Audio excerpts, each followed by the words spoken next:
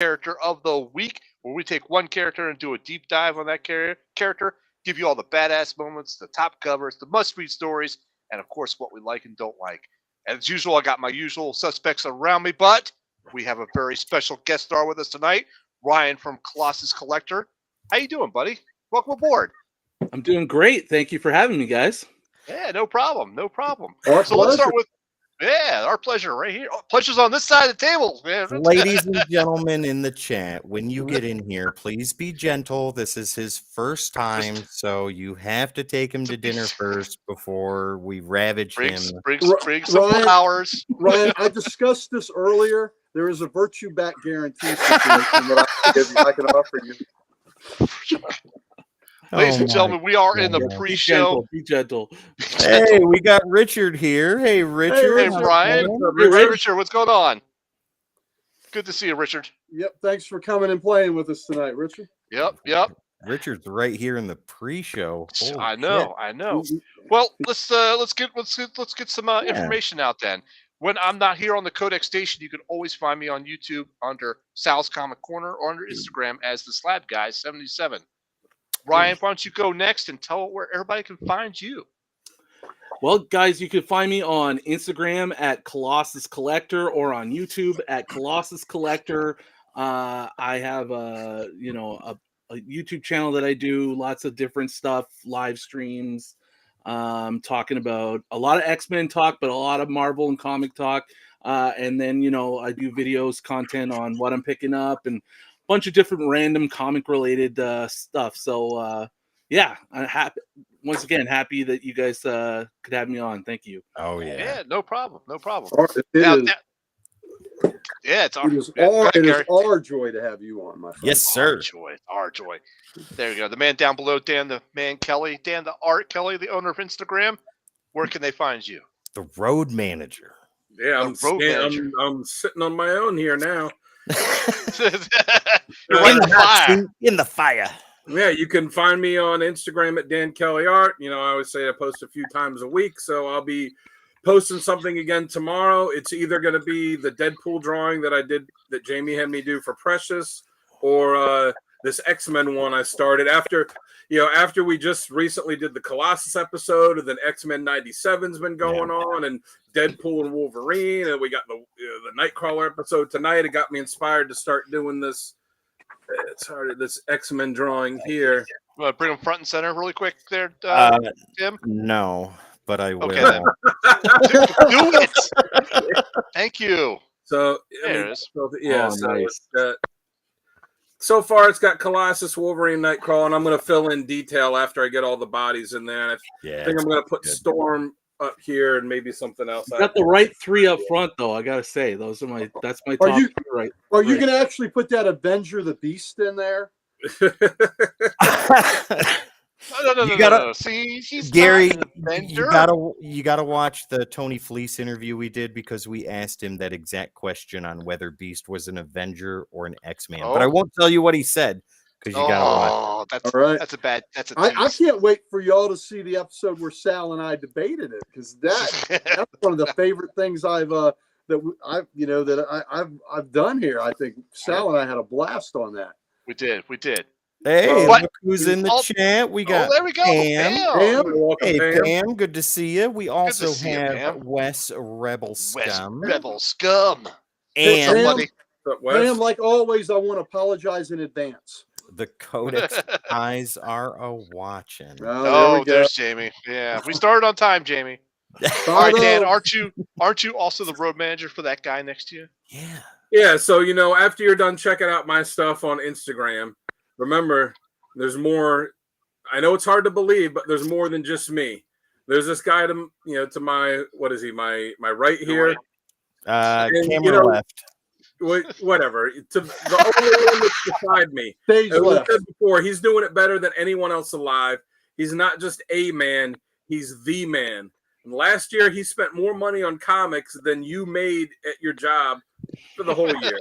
He's the Rolex wearing, diamond ring wearing, kiss stealing, wheeling dealing, limousine riding, jet flying, styling and profiling, son of a gun, the Ric Flair of comics, the owner of the Library of Comics. It's Uncle Gary. Oh, Dan, I'm turgid. That is Woo, an man. intro. That is an That- intro. That's why he's my Yes, it road is. manager. That's why he's my road manager, and that's why all you need to get on board with his Instagram and get him to 1,000. 1K for DK. 1K. Sal, what are we carrying across the line? We got to carry this big D right across that line. Come That's on. right. Get him to 1,000. I've got his artwork at my home here in the I library. do too. That's So right. do I. This so do we all. That's right. Who knows? Ryan may end up with some of his artwork after tonight. I There we wouldn't go. mind. I like some good art. So And this man is CGC certified. When he does a cover for you, he sends it to CGC. It comes back with a yellow label on it, and that is a one-of-a-kind piece. So check it out. All right, now back to my favorite subject, me. Okay, let's go. All right, so I am a proud co-owner of Comic Logic. We are Loudoun County, Virginia's only comic book store. Please come and see us. Oh man, we've had some great events. We just had last week free comic book day and Star Wars day all on the same day. And we had Mr. Brandon Wayne, who plays the Mandalorian when the helmet is on, signing autographs, had crowds there all day. Sal got some autos from him. I got a couple autos for Tim. And the man was right here at my house, the Library of Comics. I got to host him. I gave him a tour, and all that Mandalorian stuff is really cool. I'll tell you something. What's really cool? He's John Wayne's grandson. John Wayne's grandson. That is my hero. That is royalty. I got to shake the hand, embrace the man himself, and he signed some of my John Wayne memorabilia, my John Wayne books and all. And he was a ace, #1 great guy. So, Mr. Brandon Wayne, thank you, sir. Thank you, Mike. Thank you, my good buddy Mike Slade, for bringing him to my house because you knew what it meant to me. But anyway, Comic Logic, we had a great free comic book day. Thank you for everybody that showed up. We got one more event coming up. We had a triple play of things coming, starting with our anniversary special, and then free comic book day. We have our Spring LotCon coming up May 19th. On May 19th, come see us. We have 30. I thought it was 25. We are over 30 vendors. We'll be out in our parking lot where we turn our parking lot into a mini Comic Con. There'll be comics. There'll be local authors, local artists. There'll be toys. There'll be jewelry. There'll be all kinds of fun things. It's family friendly. Bring your families. Sal and Dan brought their families down for the Fall LotCon, and they had a great time. So we would love to see you. And think, you could have two great things intersecting at once. You could have Codex people and Comic Logic people all together, same place, same time. So please come see us. We would love to have you. Was the tattoo guy going to be there? Who's going to be there? Oh, tattoo. Yes, there will be tattoo. Our Tattoo guy. principal owner, Rob, got a tattoo, and he's supposed to get another one. So yeah, come and get comicked up and tattooed at the same freaking time. So how's Sal's that? going to be there getting the tattoo of Howard the Duck as a tramp stamp. No, That would be a negative. After the spanking he took on the Beast as an Avenger versus X-Men show, he has to get a tattoo that said, yes, the Beast is an Avenger. Or No, I don't think so. Never he's gonna gonna do have that. to get the tattoo Gentlemen. of something he can't refute. That the Beast had more fun as an Avenger. He can't even begin to refute that. No, I don't not recall. for a second. I Let's don't give recall, but who does recall? let's Oh, give a thank big you. hello to Bougie, gentlemen. He is in the Hey, chat. Bougie, today. what's going on, buddy? Good to see Thank you you. for loving this shirt, Bougie. Thank you, brother. Also newcomer Colossus Collector. Let's give him a big round of applause for coming into the Yep. chat, ladies and gentlemen. Yes. Colossus You know Collector, what? welcome. Good to see you. If we're going Good to to see you. applaud poor judgment, let's give him applause for coming on. He was going to, you know what? If nothing else, bravery. We also Great. have Joe back here. Come on. Joe, good to Yep. see you again, buddy. Joe, glad you caught the live stream, buddy. Yeah. And All right. Gary, So let me- don't let me- forget. Yeah, we have to introduce somebody else. So Oh.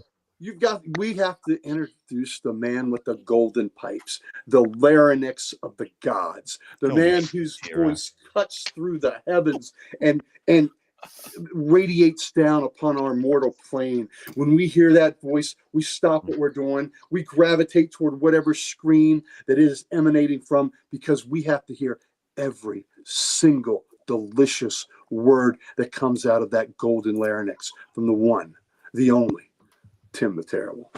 Ladies and gentlemen, I want you to go ahead and sit back, relax, and pull up a soft fleece blanket in your sweet, beautiful easy chair because we are going into the night. We are going to crawl, and Sal is our guide, ladies and gentlemen, who holds the lantern as we deep dive Not into the brown lantern.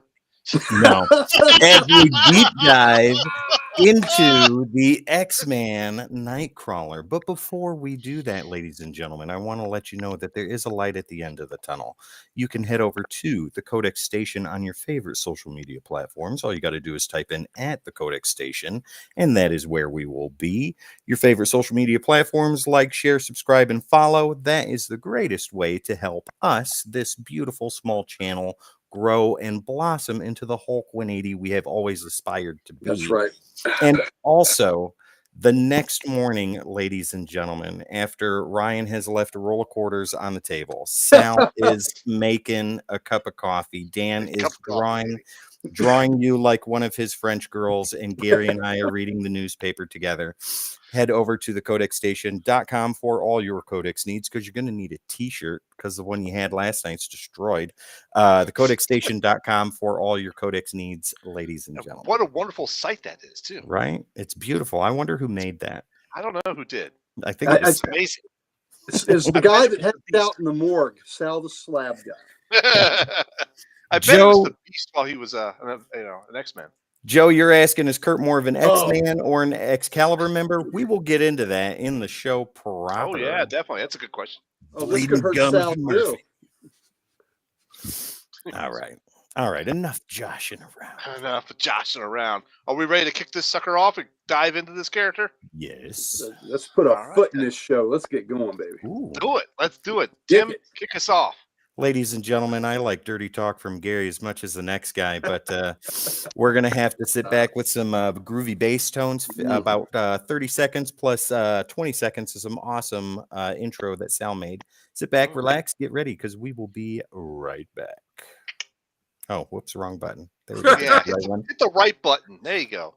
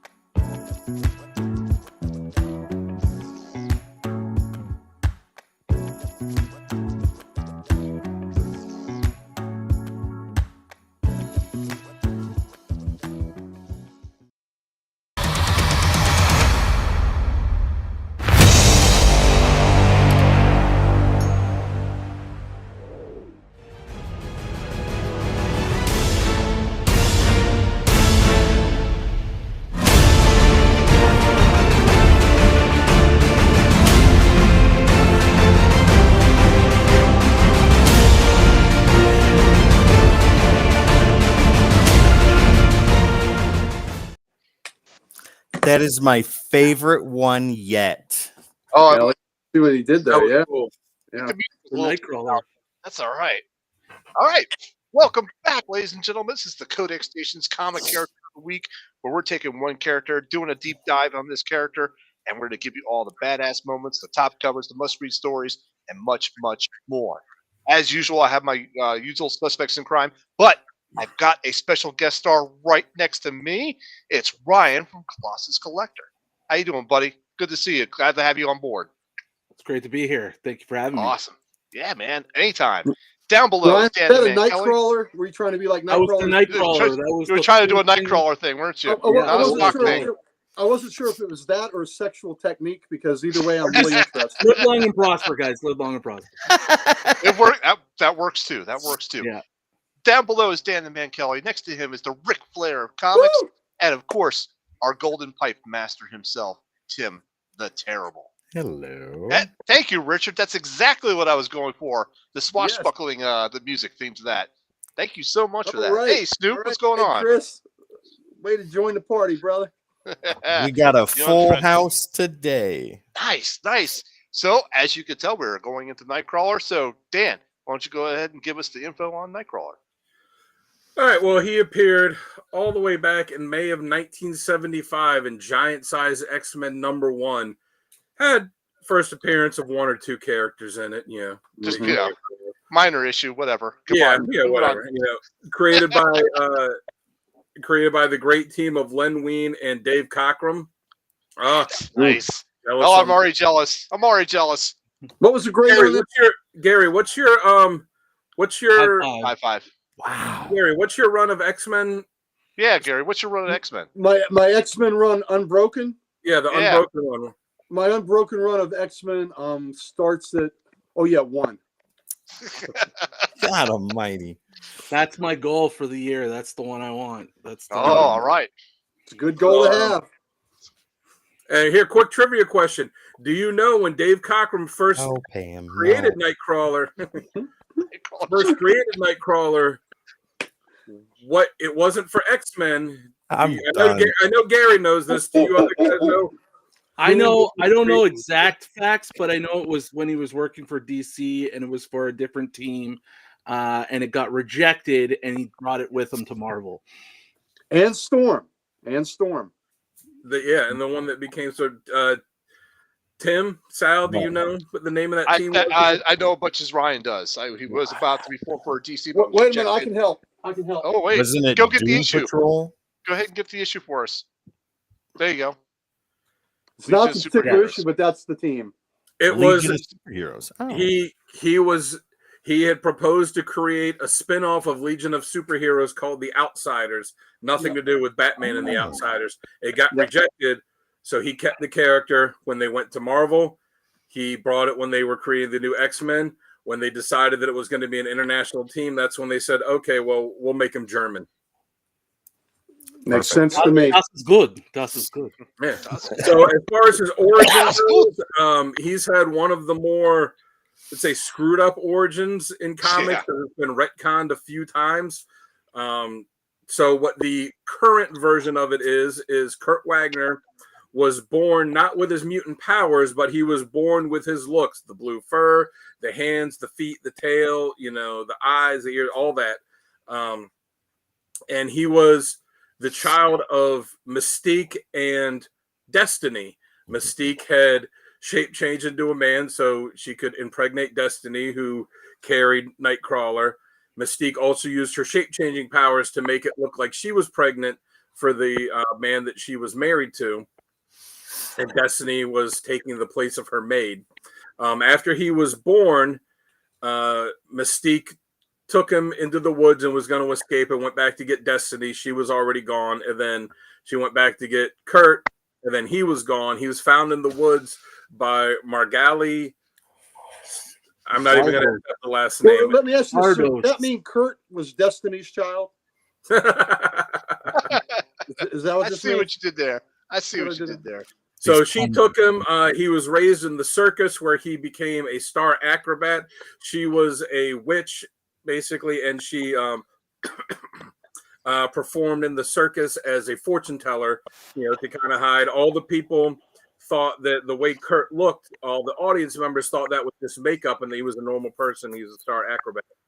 He befriended her son, Stefan, and her daughter, Jermaine. I'm sure I'm mispronouncing that. When they were young, Stefan made Kurt promise him that if he ever took an innocent life, that Kurt would kill him. So years later, Kurt discovers that he's kind of gone mad and started killing these children. And then in another retcon, years later, it was revealed it wasn't children, that it was demons. Yeah, there's been so many retcons with him, with Azazel and Mystique, and all this stuff. That later they were revealed not to be children, that they were demons. So Kurt and him fight. In the process of it, he gets killed. The villagers see Nightcrawler and his appearance and think, oh, he's some kind of demon. He's the one that's been taking the children. So, they try and kill him. And that's when Professor X shows up in Giant Size X-Men #1 to save him and have him come and be part of his new X-Men team. And the rest is history. As far as his powers, the one, it's pretty common knowledge. He could teleport, and himself or others that he's in contact with, whenever he does, it has that smell of brimstone and that smoke, and has that bamf noise that he makes. He can turn invisible when he's in the shadows. He has superhuman dexterity, reflexes, flexibility, balance. He can cling to surfaces with his hands and feet. And, all of that, is how he's able to not just teleport, but just bounce around all over the place. Mm-hmm. Very Eternals good. here, gentlemen. Say hello. Hey, Well, Eternal. How you doing, buddy? It's a special day. I know. It's Back to the Legion connection there with Cockrum. Cockrum did a really successful redesign of the costumes of the Legion superheroes in the early 70s. So if you look at Nightcrawler's costume, it is very reminiscent of the what he did with Chameleon Boy. And if you look at Storm's original outfit, very much like Saturn Girl's redesign. So when you look at those costumes and look at the costumes of the Legion of the time, very, very much in that style that Cockrum had. So he was an excellent designer. And of course, when the X-Men, had first crossed with the Imperial Guard, that was the Legion. That was that was the Legion that they were paying homage to when they created those characters. So just really cool history with Cockrum. He did a great job on the Legion redesign, and it's just it's one of those great what ifs in comic history. What if DC had published Nightcrawler? I mean, it would have been and Storm. What great those characters are so integral to the new X-Men and the success that they were. I can't even imagine them not being there. So it was a really happy happenstance that he took them to more. When he originally came up with Nightcrawler, he wasn't even a comic professional yet. He was still in the military. He was I read the story where he was on base and there was a storm outside and they were all just kind of in the barracks. So he was just sketching. And the original, it was just the Nightcrawler design, but instead of the costume, it was just like it's just like trunks that he had on. But other than that, the design was the same. And his idea was that he was going to be a demon that had come to Earth and had botched the mission that he was on for Hell. So instead of going back and facing punishment, he just decided to stay on Earth and then became the sidekick of this other superhero that he created. And it's cool to see, when you see these the story behind these characters that are created, when you see what the original intention was, and then you see how that was changed and reworked all the way till you get what we eventually see when they first make their appearance. Definitely. All right. Thank you, Dan, for that great intro. Before we jump to the next segment, Tim, why don't you tell everybody about super chats and memberships? Yeah. So, ladies and gentlemen, we want to let you know, if you haven't seen in the chat already, that memberships and super chats are open and available right here on YouTube. Badges, emojis, you can see new content first, and so much more. Only the price of a cheap comic book, $3.99 a month. Help Codex financially if that's something you want to do. There's never any pressure, want, or need for you to do that. This is simply if you feel the need. Help Codex be the Hulk 180 we always wanted to be, ladies and gentlemen. That's right. All right. So our first segment tonight are going to be scenarios that work best. So Ryan, since you're our special guest star, you may go first here. Tell us what you think works best with Nightcrawler. I think what works really great for what I love about Nightcrawler is his is the soul of the character, the fact that he is kind of the conscience and the soul, the good of the X-Men, along with my guy Colossus, who's also kind of the good guy on the team. But Nightcrawler's like deep faith is really part of who he is, and it's really led to a lot of interesting stories and interesting conflicts that he's had with the world that he lives in and the things that he sees and he does. But somehow, his faith is strong and always stays true, and he always stays true to it, or most of the time. So I think that's one of the great things about Nightcrawler that I love personally, is just his character and his commitment to what he believes in. Yeah, excellent. Very good. I'll agree with you. I'll go next on that. I do like his deep faith. It's somewhat similar to Daredevil and his deep faith with the Catholic religion, and how he tries his best to adhere to it. I feel like not only is he like the conscious, but he's also kind of like the I don't want to say comedian, but the guy that's going to cheer you up. He has the positive attitude all the time, or as much as all the time as possible, I'll say. So he's always there to be your friend and to lift you up when you've fallen down. And I also kind of like like the his Beast is as an Avenger. What's that? Kind of like what? the Beast does for the Avengers. Kind of like I'm what sorry, the Beast does for the Avengers. Yeah, You I know you kept heard me. cutting out. You kept cutting out. Said something I like kept cutting out. Beast, Yeah, okay. Beast, X-Men. Okay. Yeah. Yes, Richard. Richard He has a says moral. He has moral good moral. direction. Yep, he's got a good moral direction. I like the swashbuckling personality with that, and I really love that. And I love it when he has the dual swords, like in the cartoon that we've seen Right. that cartoon as well. Mm. So that's what I really like best about him. How about you, Dan? What you got for him? Yeah, I like the swashbuckling The swashling. yeah, Swashbuckling. aspect of him. When he's the swashbuckling hero, when he's got the swords, when he's having a good time, when he's having fun. Yes, Pam, that is correct. I do like when he's counseling others, and it's an interesting. It's an interesting thing that, he looks like a demon, but he's this, devout religious character. I feel like sometimes they lean on the religious thing a little too hard with him, where, I'd rather see them deal more with him, because he was very, was much more of the fun-loving swashbuckler type character until they decided to say, oh, well, he's, you're going to be religious too. And then it kind of taken over the majority of his personality. Not that there's anything wrong with it, just I like him more as being the the fun-loving, freewheeling kind of guy. Okay. Because right, Gary, how about you? I mean, he was around for like 6 years before they developed any kind of idea about him being religious. That's true. That's right. But he always said "mean got" though, so he that was a staple from the early days. True. Yeah, because I feel like Claremont like picked one or two expressions in German and in Russian and these things, and they just had them like repeat them all the time. Like, how many times do you hear Colossus say that? Like, God, you're like, this guy's got to know more than 2 Russian words. well, German. And Wolverine's Canadian bub all the time. Yeah. But he never says a boot. He doesn't say or A.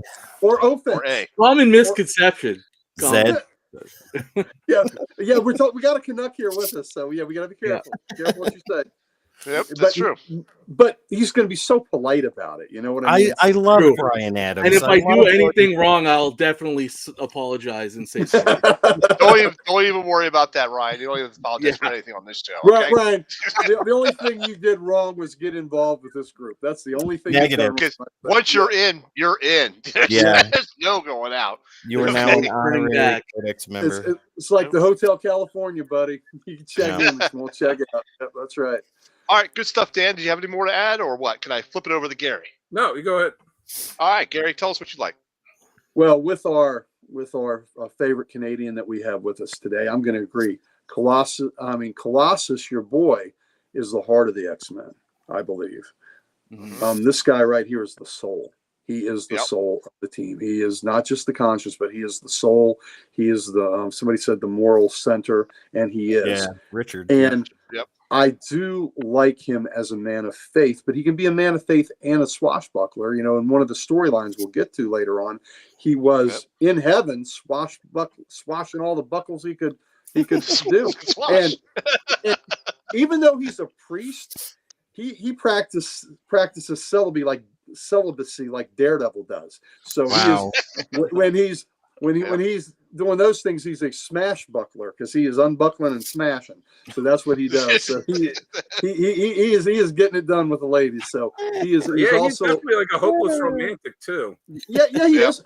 Absolutely. Whatever the Lord needs him to be at that time, that is what he is. That's right. But I love his center. I love his conscience.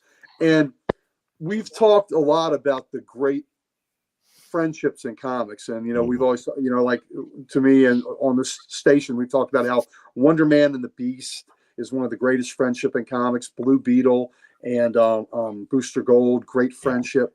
But we don't always think about that great friendship of Nightcrawler and Wolverine. That is a great friendship. And it's one that's not as fun-loving as those other friendships that we've talked about. It is one that is, there's a lot of pain, and there's a lot of a lot of tragedy and a lot of bonding through that with those characters. A deep connection.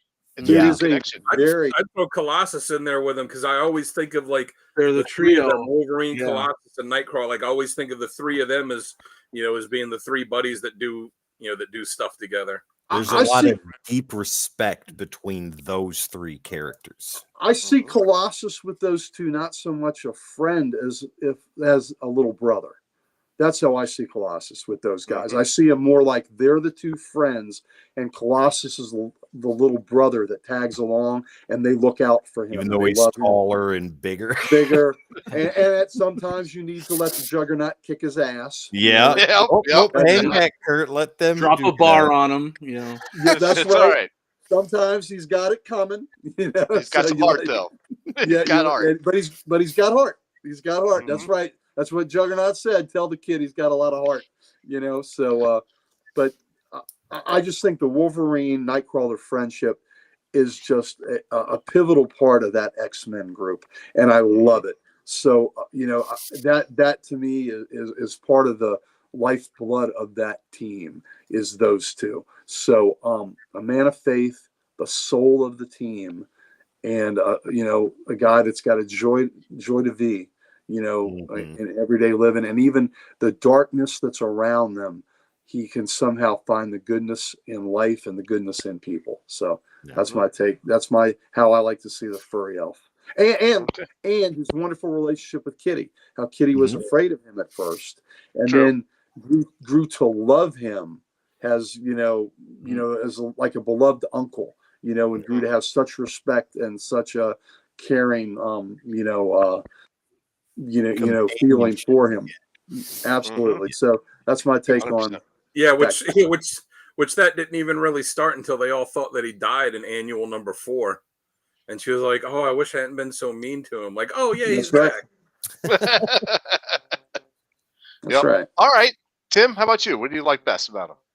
So I'm going to parrot a lot of what you guys said, but I'm going to really put a hard focus on his jovial attitude and his religion. So as a man of faith myself, I really enjoy it when they take faith seriously for characters in comic books.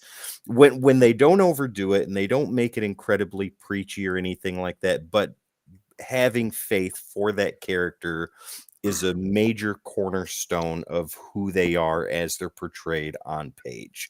Daredevil is a prime example of that, with being Catholic, and Nightcrawler is the other example. When you think of the first two characters that deal with a lot of Christian faith in comic books, Nightcrawler and Daredevil, at least on the Marvel end, are the first two that come to mind.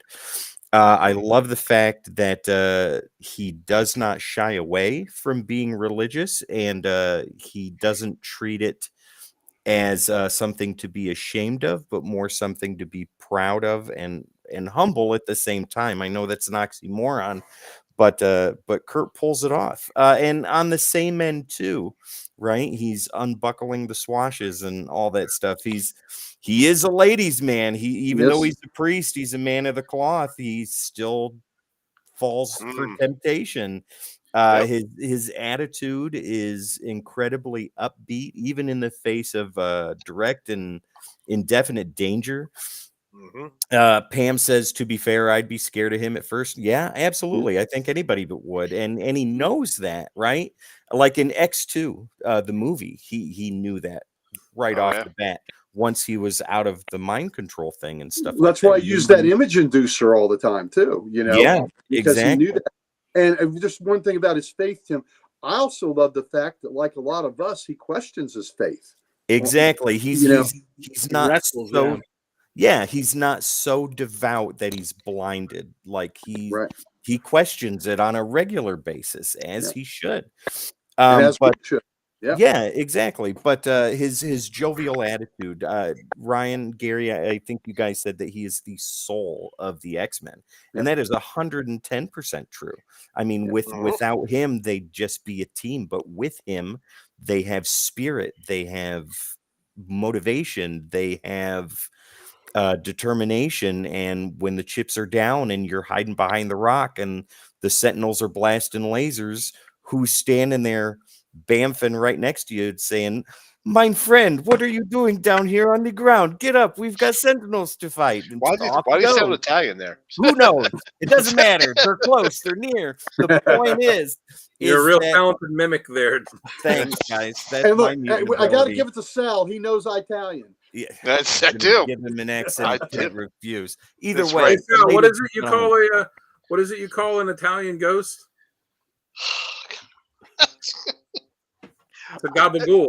Yeah, I know. You've said this joke a lot of times. Gabagool. Come on. Either way, You're killing me, brother. The point is that he is there to lift you up, right? And he does an incredibly good job of that. That's what I think works best about it. And So that's absolutely right.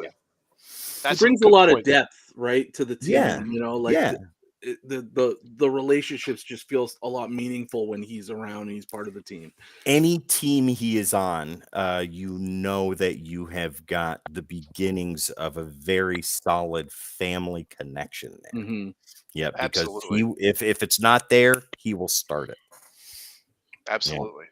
All right, so this moves us on to our next segment of badass moments. So Gary, why don't you go ahead and kick us off with badass moments? What do you got? All right. Well, hopefully I don't. I especially don't want to take from our guest here. So, I don't want to, because he might have had him keyed up here. All right. I'm gonna tell you my badass moments. I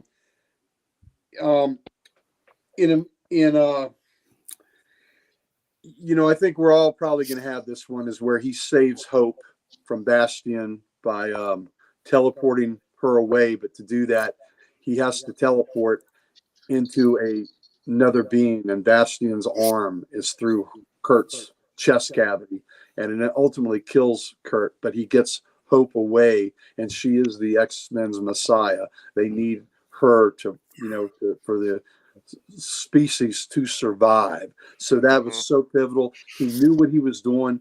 He knew it was basically an altruistic suicide by doing this act, and which is, I don't know that it really talked about it, but in the Catholic faith, one of the biggest sins is suicide. Mm-hmm. It's tremendous. Mm-hmm. And there's always a debate about altruistic suicides, where you give your life for someone else. And that is usually forgiven, you know what I mean? Because you are doing something greater, but you are still committing suicide. You are still ending your life. But, so I just think that's kind of an interesting thing that he chose to do that. And he did save her. That was a badass moment. The other badass moment is in Amazing X-Men #5. He gives up his spot in heaven, which is what what us Christians that's what we want. We want to be able to get to heaven. And he was having, in heaven, he was having a hell of a good time. He was having a hell of a good time in heaven, being a swashbuckler on the forces of evil that were invading at the fringes, and he's having a good time. But to save billions of souls, he gave that up, and he made the right choice. But now he doesn't know where he'll end up. My last one is in and you're right, Richard. Those deaths. So I've said it before with Colossus's death. I was so mad at that, I just stopped reading X-Men comics for years. I was like, because he's my favorite X-Men. When they killed him, I was just like, done. That was it for me buying X-Men comics for a long time. Yeah, absolutely. So my last one comes from, of all places, a Wolverine book. I don't know. There's a great cover here where Wolverine and Nightcrawler there. And the title of it is "So a Priest Walks into a Bar." Well, this is one of the great in-depth relationships, issues that give this relationship. Wolverine has just gone on a rampage, and he has killed 27 men, and he has killed them, and they were bad dudes, but he needs absolution. he calls Kurt, and Kurt meets him, and Wolverine is kind of in a mood, and he's in a savage place, and it's just the words that they speak to. I mean, they drink at this time. Peter is gone, and they drink to absent friends, and he talks about what he's been, what he had to do, and that is he more man or animal?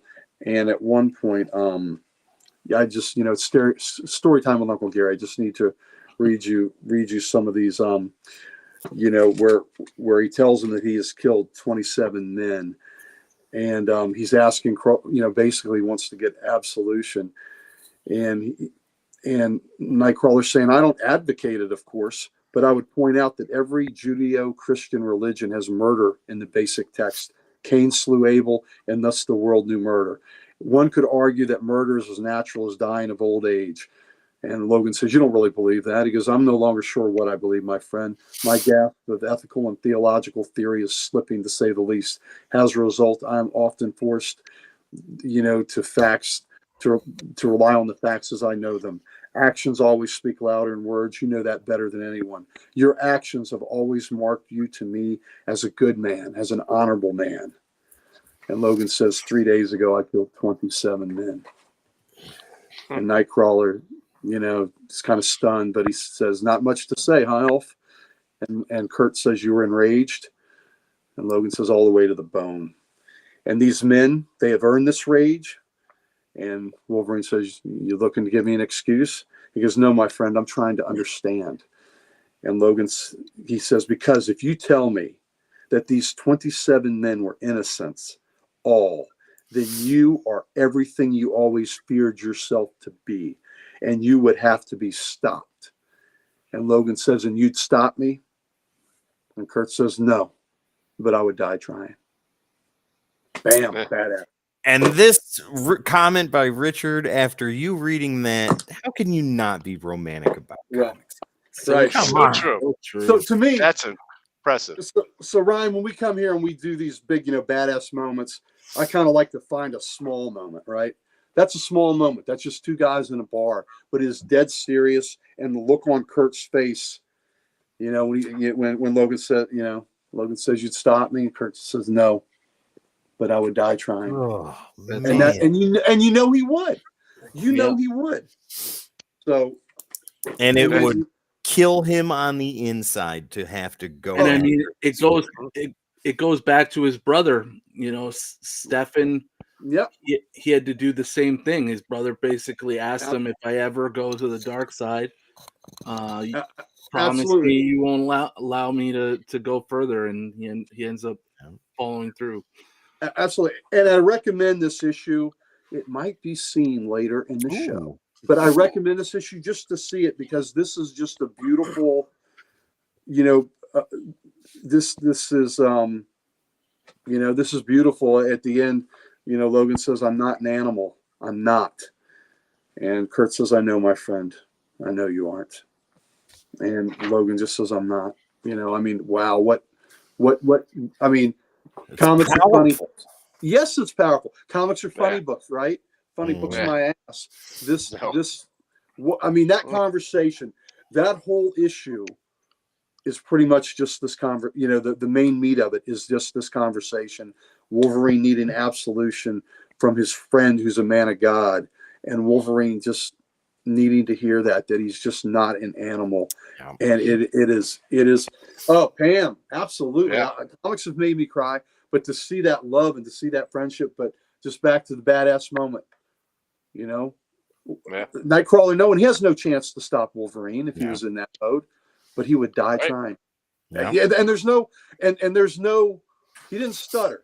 There's no uncertainty. No, I know I can't stop you, but I'll die. I'll die trying. I'll die trying. I mean, let's be real here, though. Nightcrawler would beat Wolverine if he really wanted to. Well, I don't know. Yeah, all he has to do is grab his head and teleport his head away from his body. Done. Wouldn't everything go with him though? I don't know. Right? Hasn't Nightcrawler done that? I don't know. It's different. It's really different how they write his teleportation abilities sometimes, but Yeah. I got Yeah. because some of my badass moments involve some of that situation. I think I'm taking Wolverine in that fight. I just think I Yeah. am because there's a savagery that Wolverine has that Kurt does not Right. exude. I think there'd be a hesitation within Kurt to do that to a friend, and that would cost him his life. Mm-hmm. I totally agree with that. Yeah. All right, Ryan, why don't you go next and give us your badass moments? All right. Well, I picked. Well, I actually have 4. Just I have a backup in case someone took my. But so I'll just stick to 3. No, go ahead, all 4 of them. No, Okay, all well, four. You're our guest, buddy. Go We for do it. that shit all the time. I Wait have. a minute. Dan does that shit all the time. Let's Well, say yeah, Dan does that shit all the time. That's All right. Dan's Oh, specialty. okay, Sal, you've never done it. No, I've go done back it too. to you. I've done it too. We're giving you a hard time. All right, so I have 2 comic book moments, but then 2 other moments from 2 other mediums. So the first one is pretty simple, but I just love it. It's in Uncanny X-Men 97, where the X-Men are up against Eric the Red. Mm-hmm. Nightcrawler tells Colossus, "Go high, hit him high." While I go low. And so Colossus punches him in the face while Nightcrawler takes out his legs and they kind of just like double Yep. take him. Love I them. just love Yeah. that teamwork moment. Pretty cool. Probably my favorite my favorite X-Men or Nightcrawler moment is from X2, the movie, the opening White House scene. Yeah. Absolutely. amazing. It is literally, I think, even though the MCU has done so many amazing things, I think that's the greatest action scene that's been done comic book wise. Like, it's just incredible. It's It is. the teleporting all over the place, the acrobatic spin kicks, and man, I absolutely Reaching cry back every to the time I- tail to grab the knife, where he just so pops it good. right there. It's so good and badass. Then I also, more recently, if we're watching X-Men 97, the last, not I haven't seen it. 8, I won't do any like big spoilers, but That's all right.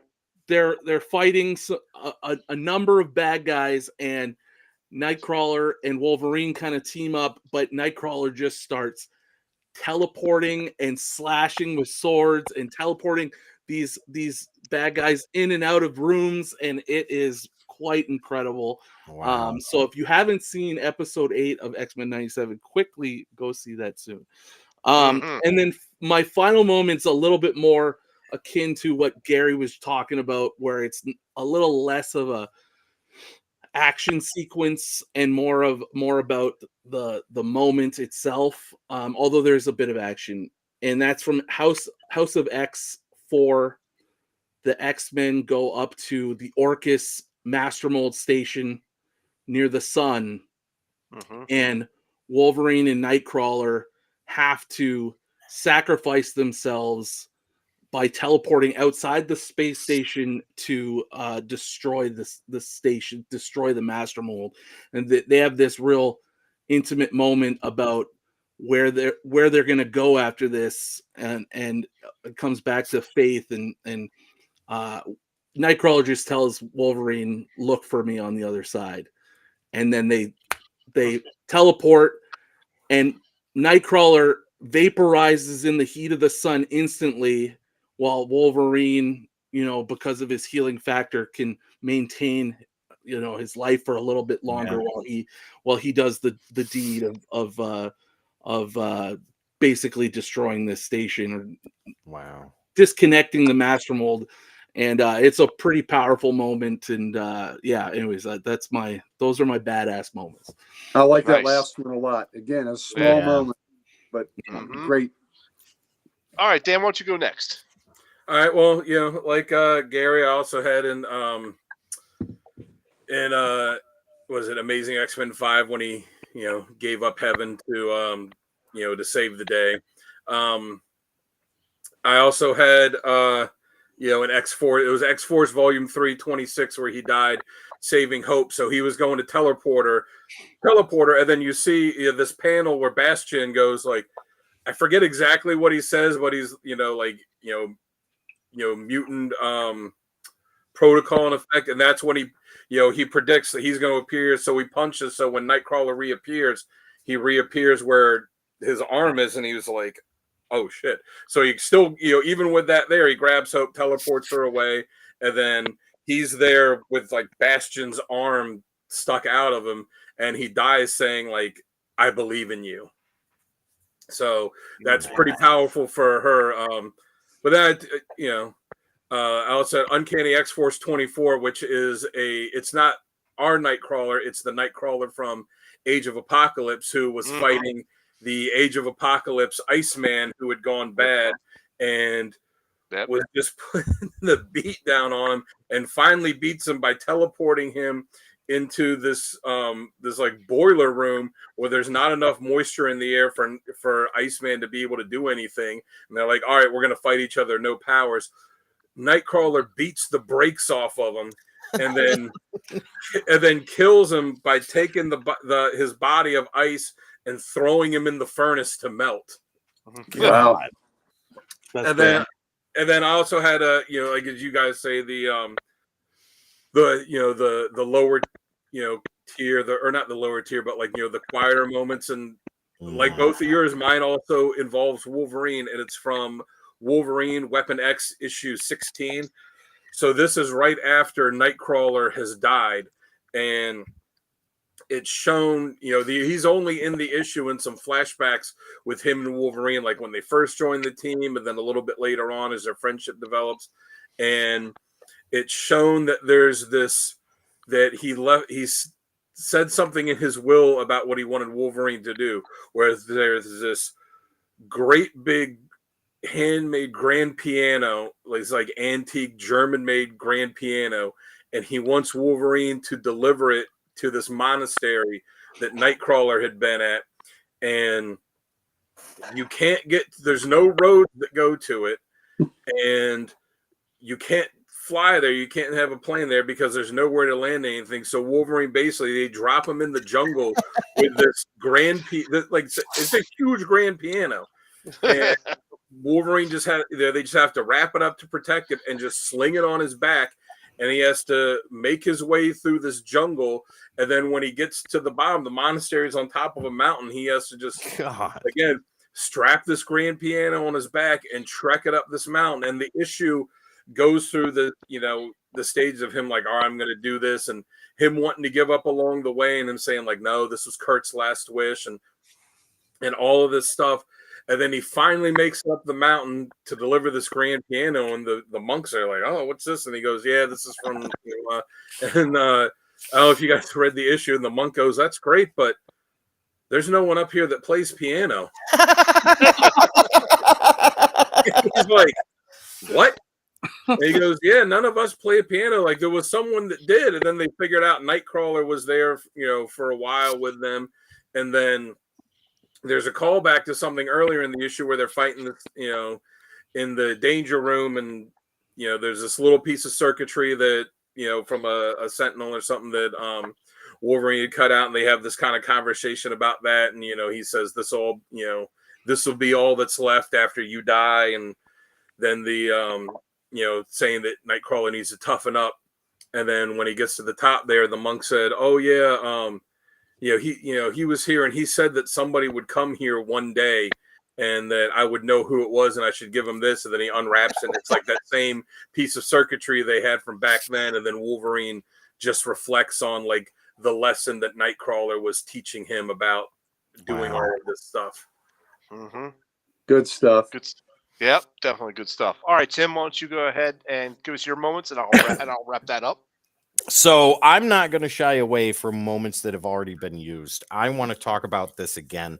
X2. Let's dive into that, man. That is the baddest on-screen moment of Nightcrawler, and right in the fucking beginning of the movie. There it is. There we go. There it is. Ladies What a and great gentlemen. introduction for a character too. That's how you're first introduced to them.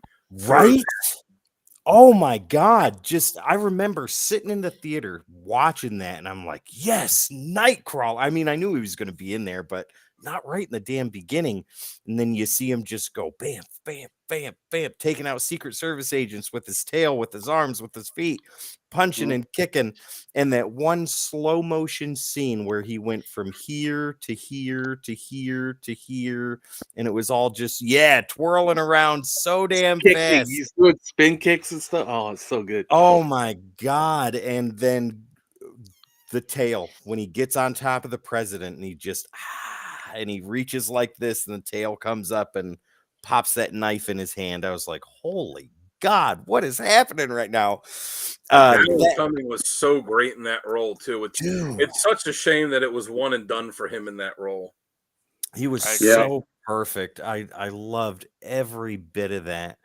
Another badass moment. Let's see here. Iconic Bionic said it, and I'm going to put that back up here. This definitely needs to be said. Or ironic Bionic. There we go. Yeah, Nightcrawler cutscene in Marvel's Ultimate Alliance, fighting the Doombots.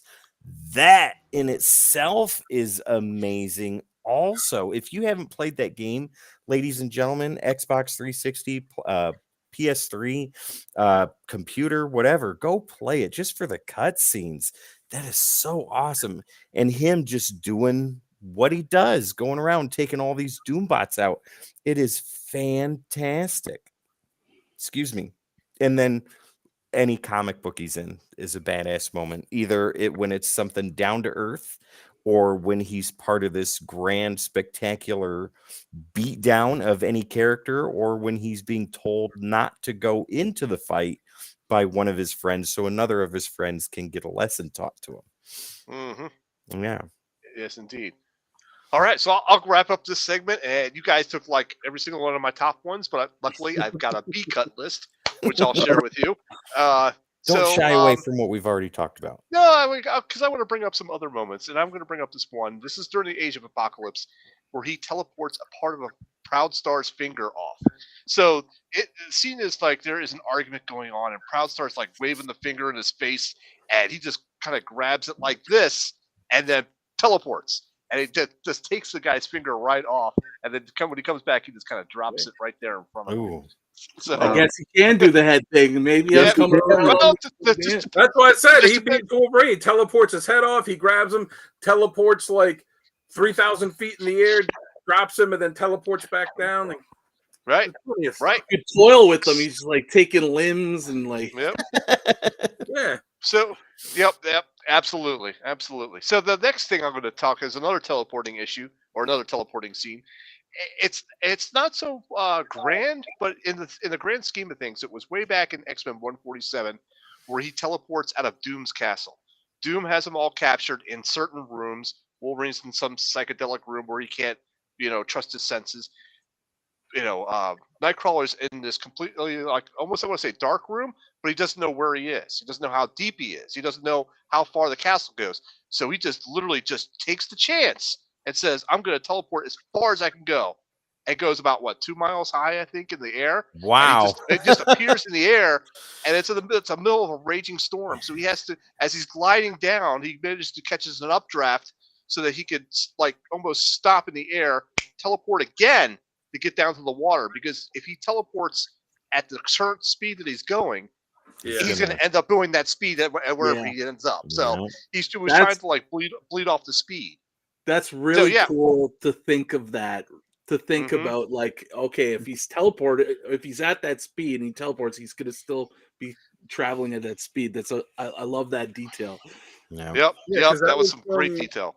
It was right after Giant Size X-Men 1 when they went back to the title, and the Blackbird got busted and they're all falling down, and Cyclops is like, all right, you do this, Nightcrawler teleport to the ground. That's when he goes like, oh, I can't. If I teleport, I'm going to, wherever I appear, I'm going to be at the same speed. Right. So doesn't he teleport like parallel to the Earth so that he like kind of like just bleeds off the energy that way instead of going smack into it? He kind of teleports the door this way. Well, I'd have to reread. I know they had Storm and Banshee grabbing him and grabbing Proud Wolverine, and Colossus was just like, I'll be fine, just let me drop. He was like cussing out in Russian. He was like, get Wolverine, you know. Well, that And they got Cyclops like right as he was getting ready to get impaled by a tree or something. that Yeah. takes you right back to X2 when he had to teleport out of the Blackbird and then back in again. Right. Yeah. Right. Yeah. Or So to I- the greatest X-Men piece of animation there is, My lights go off. Pride of the X-Men, when he saved the day at the end by keeping the circuit closed so that the True. asteroid didn't hit the Earth, and then he teleported from Magneto's space station into the Blackbird at the last second. Mm-hmm. There you go. Greatest So- animated X-Men there is. Yep. So for my last badass moment, it actually comes from issue Nightcrawler number 12. There's a certain demon that's battling heaven, and he's offering Kurt just anything that he wanted, what he wants most in the world, if Could he would that be just step Mephisto? aside. I'm not going to say. I'm going to make him read the issue. Oh okay? man. So he said, if you just stand Looks aside. like that demon's got a hold of your electricity there. Yeah. I know. I don't know. These lights go crazy about this time. Anyhow, so he goes, if you just step aside and let me wage this war on heaven, I'll give you whatever you want. And that Nightcrawler responds with a mean right cross, right to the demon's face. So that says bad in itself. He didn't have to say anything, just opened up and started wailing. So that was Nightcrawler number 12. And then for my last, I'll give this one because it's a turning moment, I think, for him, or just a moment for him. This is back with just before the bar fight, I believe, with Juggernaut and Colossus. And Wolverine and him are talking, and he has the image inducer on. And Wolverine's like, well, why don't you just turn it off? And he's like, no, I can't. I'll scare everybody. He's like, what are you chicken? Are you afraid? What? They're not going to do anything. Turn it off. So he actually turns it off and goes into the bar and has a drink with Wolverine, looking like himself. And nobody says a word. And he's shocked and amazed, but he's also very happy about that. So it's not a true badass moment, but it was one to point out, I think. Because whenever he went out in public at that point, he was always using the image inducer. Right. Yep. So I think at that point, he actually stopped using the image inducer for going out in public. Well, there was the one scene, too, of the X-Men Liberators miniseries with him and Wolverine and Colossus when Wolverine played a prank on him, and I don't know if you guys have read this issue. It's pretty funny. Mm-hmm. Wolverine played a prank on him and messed with his image inducer. So when he turned it on, the image that he projected was that he looked like Angelina Jolie. So all these people were taking pictures of him sitting there at a table with Colossus, and they were like, they got printed all the papers. They're like, oh, Angelina Jolie's in Russia with this new guy. It's funny. Because Wolverine wanted to mess with him. Wow. That's pretty funny. All right, so let's move on to our next segment, which is critiques and criticisms or stuff that we don't like about the character. Dan, why don't you go ahead and kick us off for this one? Like I said, I feel like, even though the religious aspect is important, I feel like sometimes they can be a little too heavy-handed with it. But the main thing is just they've screwed with his origin so many times. Mm-hmm. And then and the way that they've retconned it doesn't always make sense for the longest time. Like, all right, we didn't really know who his parents are, and and then it was like, oh, Mystique is his mother, and like, all right, he's blue, she's blue, whatever, and it was, and it was Whatever. What? And whatever. She's blue, I'm blue, whatever. Okay. Yeah. And then it was like, oh, this character that was created essentially just to be his father that looks exactly like him except red. And it's like, oh, it's Azazel, and he had this relationship with Mystique, and that's his father. And then now they've retconned it again, which is something that Claremont wanted to do back in the 80s, and Marvel wouldn't let him. Where it was Mystique and Destiny were his parents, and it's like, okay, but how does that, and it's like, oh, well, it turned out Azazel just, they just thought that he was the father because he had an affair with Mystique too. Like, but they've done some storylines where it was like very clear that like Kurt and Azazel had the same bloodline and all that. So it doesn't, retcon doesn't really make sense with some of the stuff that they've established. So like, just quit messing with his origin. Leave it be. It doesn't need to constantly be changed. So that's just kind of my main issue with it, is that they retcon the origin, but it doesn't always fit with established stories that they've told before too. I agree. All right, Ryan, why don't you go next with this? Tell us what you don't like. Sure. So, I don't necessarily have any like strong critiques on the character himself. More so, a little bit the use or lack thereof of him. In the early Claremont days, like he was such a great character. I just wish they would have maybe utilized him a little bit more. He was subjugated to the back a lot, I noticed. Yeah. I also just felt like he wasn't featured on covers very often. Yeah. Like Oh, when he definitely was not in those when early we were X-Men going through days. the exercise of picking out covers, it's like, I'm a big, Claremont era guy, vintage, like back issue guy. And, like I couldn't really think of any ones that I liked. There's like maybe one where he's like the feature of the cover, and I'll actually talk about that book later, but it's terrible cover in my opinion. So yeah, just not enough Nightcrawler back then. And then I never read Excalibur, or I haven't read Excalibur up to this point. I really wish that he wouldn't have gone to Excalibur. I wish they could have kept him with the X-Men, and he could have grown with the X-Men through the heartburn. Through those Australian days. It would have been nice to have had him on the team there. And yeah, and I would have loved to. I'll leave that criticism for later. Okay, fair enough. That's kind of those are kind of my things. I'll go next because I'm very on the same page as you, Brian. I don't really have any problems with the character himself. I don't like the way he's written a lot of times, and the whole retconning. Pam's got a good point right there. His covers were relegated to non-action covers, no real main story stuff. Yep, that's true. I agree. That's true. Yeah, he didn't have like the Claremont stuff. He, a lot of the characters would have their like, Colossus has that one great cover, and Wolverine's got that one great one. Nightcrawler's on a lot of them, but it's not like the focus of them. He's on great covers, but he's on there like he's like as part of the team. Yeah. He's up in the corner, or he's down over here, or whatever. But like even like Colossus would be like up front and center in a team cover, or Storm would be, but like Nightcrawler was always relegated to like the back. I found. Yep. I also didn't like his move to Excalibur. I didn't like that because I really felt he was more. There's that heartburn again. Damn. Tim's dying a little inside there. Let me repeat that because I don't think anybody heard that. Yeah. That was a money decision. They were trying to boost Marvel UK, and they were. I can understand that. Gary, I'm gonna have to go get some Tums. I can't handle all of this. Look, Tim's gonna go call Wes. Be like, do you know? Be like, you hear this bullshit they say? This is coming from Sal, the guy that can't accept that the Beast was an Avenger. So Avenger. There you go. Come on, we've already been through this. I won that top 10 fair and you square. did not win that top 10.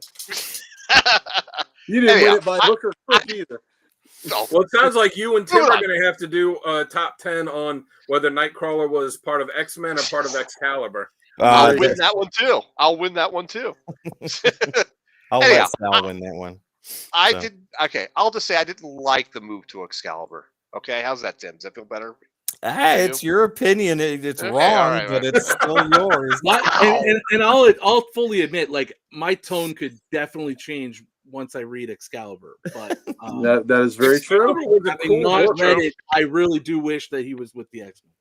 I agree with you, but I'll never admit that to Tim. I'll never admit that to Tim. If I change my tone on that, I'll never admit that to Tim. That'll something I'll take to my grave. Fair enough. Okay. Richard's got a good point here that I'll expand on later. He was painfully underutilized on X-Men. Going to Excalibur was best for fleshing his character out. Okay. I hopefully he means fleshing his fleshing. character. Fleshing, yeah. Yeah, well, whatever. Either way. Nightcrawler was a much, and maybe it's because Excalibur was a smaller team, but he was a much more central figure in Excalibur than he was in the X-Men. Yep. He got to focus a lot more in that than he did. Sure did. Yeah. Well, he was All right. European, so he was back on his continent too. By the way. Yeah. All right, Gary. Speaking of fleshing, why don't you go ahead and give us your? How much flesh you think you can take, big boy? Woo! Woo, now it's a party. That's party. Are we? I really don't have any criticism. I think the character is great. I love the religious aspect of the character. Maybe they've killed him one time too many, just like every other character, right? Yeah. But no, I have no criticisms. I think I think what you all said in the beginning is absolutely true. A lot of times in the early days, they didn't know how to use them. A big power was, we could hide in the shadows.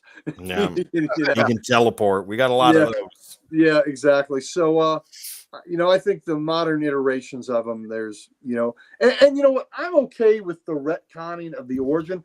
I think it's kind of interesting that Mystique is his father, and it makes sense with her being a shapeshifter. She could assume a male physiology and impregnate Destiny. I thought it was an interesting aspect of the character. I kind of like that. I'm not wholly against that. Yeah. I'm just, I don't like when they constantly retcon characters and then will retcon the retcon. And like I said, and especially in the case of him, the issue I have with it is really that they had storylines that made it very clear that him and Azazel were like the same bloodline, and that Azazel was using him for these purposes. But if you retcon it where Azazel's not in the equation at all, they haven't, it doesn't explain that. It doesn't explain that, those whole stories with all of that stuff. There you go. That other instance with that other cover, Bizarre Adventures 27 or whatever it was. Yeah, that is a fantastic cover. You are absolutely right, Ironic. That is a fantastic painted cover. It is really good. Okay. All right. So I guess that jumps us to our next segment, which is top covers. Oh, I'm sorry, Tim. Tim, please, Tim. See, Sal's trying to silence you, Tim. Sal doesn't want to because I say how got great heartburn he was in Excalibur. That's exactly right. That's what Sal's doing. He wouldn't even give you a chance to. That's okay. I deserve it because there have been times on Comics Unleashed where I'm like, okay, moving on to the next segment. And Sal's like, dude, I haven't. I apologize, Tim. I didn't mean to cut you out. That's okay. It's all right. I'm still trying to cut you out. Right on. In a while, but that's good. Like Gary said, there's not a whole lot to be upset about with this character. I think it's more on the writer's end than the character itself. It's underutilization and continuous retcon of origins in past events. Right? Pick one and stick with it. That's what I gotta say. I think we should agree Nightcrawler would make a great Avenger. He'd make a fantastic Richard, you are absolutely. So right. He would be another great Avenger alongside a great Avenger. Because on his own. Beast started the furry movement. Nightcrawlers continue to perpetuate it. The whole advent of furries in our culture started with the Beast and then Nightcrawler. I've been telling you all this. The furry sexual revolution started with the Beast and then Nightcrawler. My Lord. What about Sasquatch? Okay, ladies and gentlemen. I have a question. Maybe, what do you guys can answer? Because I have said many times I was not a fan of the Hickman X-Men, and I just, other than a couple books here and there, I'd stopped reading it after the first year. Now, I know they did Way of X, where it was like, hey, maybe Nightcrawler's going to create this own mutant religion, which to me seemed weird because it's not like, you're like as deeply Catholic as he is. He's like, oh, I'm just going to go create my own religion. But I remember in Amazing X-Men when he gave up heaven and he came back down to Earth, it was a very big deal for him that doing so meant he no longer had a soul. He couldn't go back up to heaven, and he no longer had a soul because of that. So when they started doing all the resurrection stuff in X-Men, and Ryan, the badass moment you said, when he teleports Wolverine out and he's instantly vaporized, they're like, oh, we're just gonna resurrect them. If they're doing that, he still has no soul. So and I don't, for the year or so that I read the Hickman stuff, I don't remember that ever being addressed. And to me, that was something right off the bat. I was like, this was a really big deal for him before. Why is it not something that's being mentioned at all now? I've never read the Hickman stuff, so he just avoided it. Just didn't want to bring it up. Maybe. Was that something that was ever addressed? Because that was a thing I that remember out at me because it was such a big deal, and it was such a big deal and Amazing X-Men for him. I don't think they ever broached the subject. Really, don't think they did. But to finish my thought real quick. Oh, sorry. No, that's okay. Underutilization, like Ryan, what you said in the beginning, him not getting used a whole lot, or they just didn't know what to do with him. I think that it was like that through a large portion of the Claremont run until they moved him to Excalibur. And like Richard said, that he and Shadowcat were the two big names on there. Right, Rachel Summers was getting popular at that time, and Captain Britain and Megan, I don't think were as popular. But putting Captain Britain, I guess, was more popular in the UK, but but putting him on Excalibur gave him room to breathe, gave his character a chance to grow and to be fleshed out.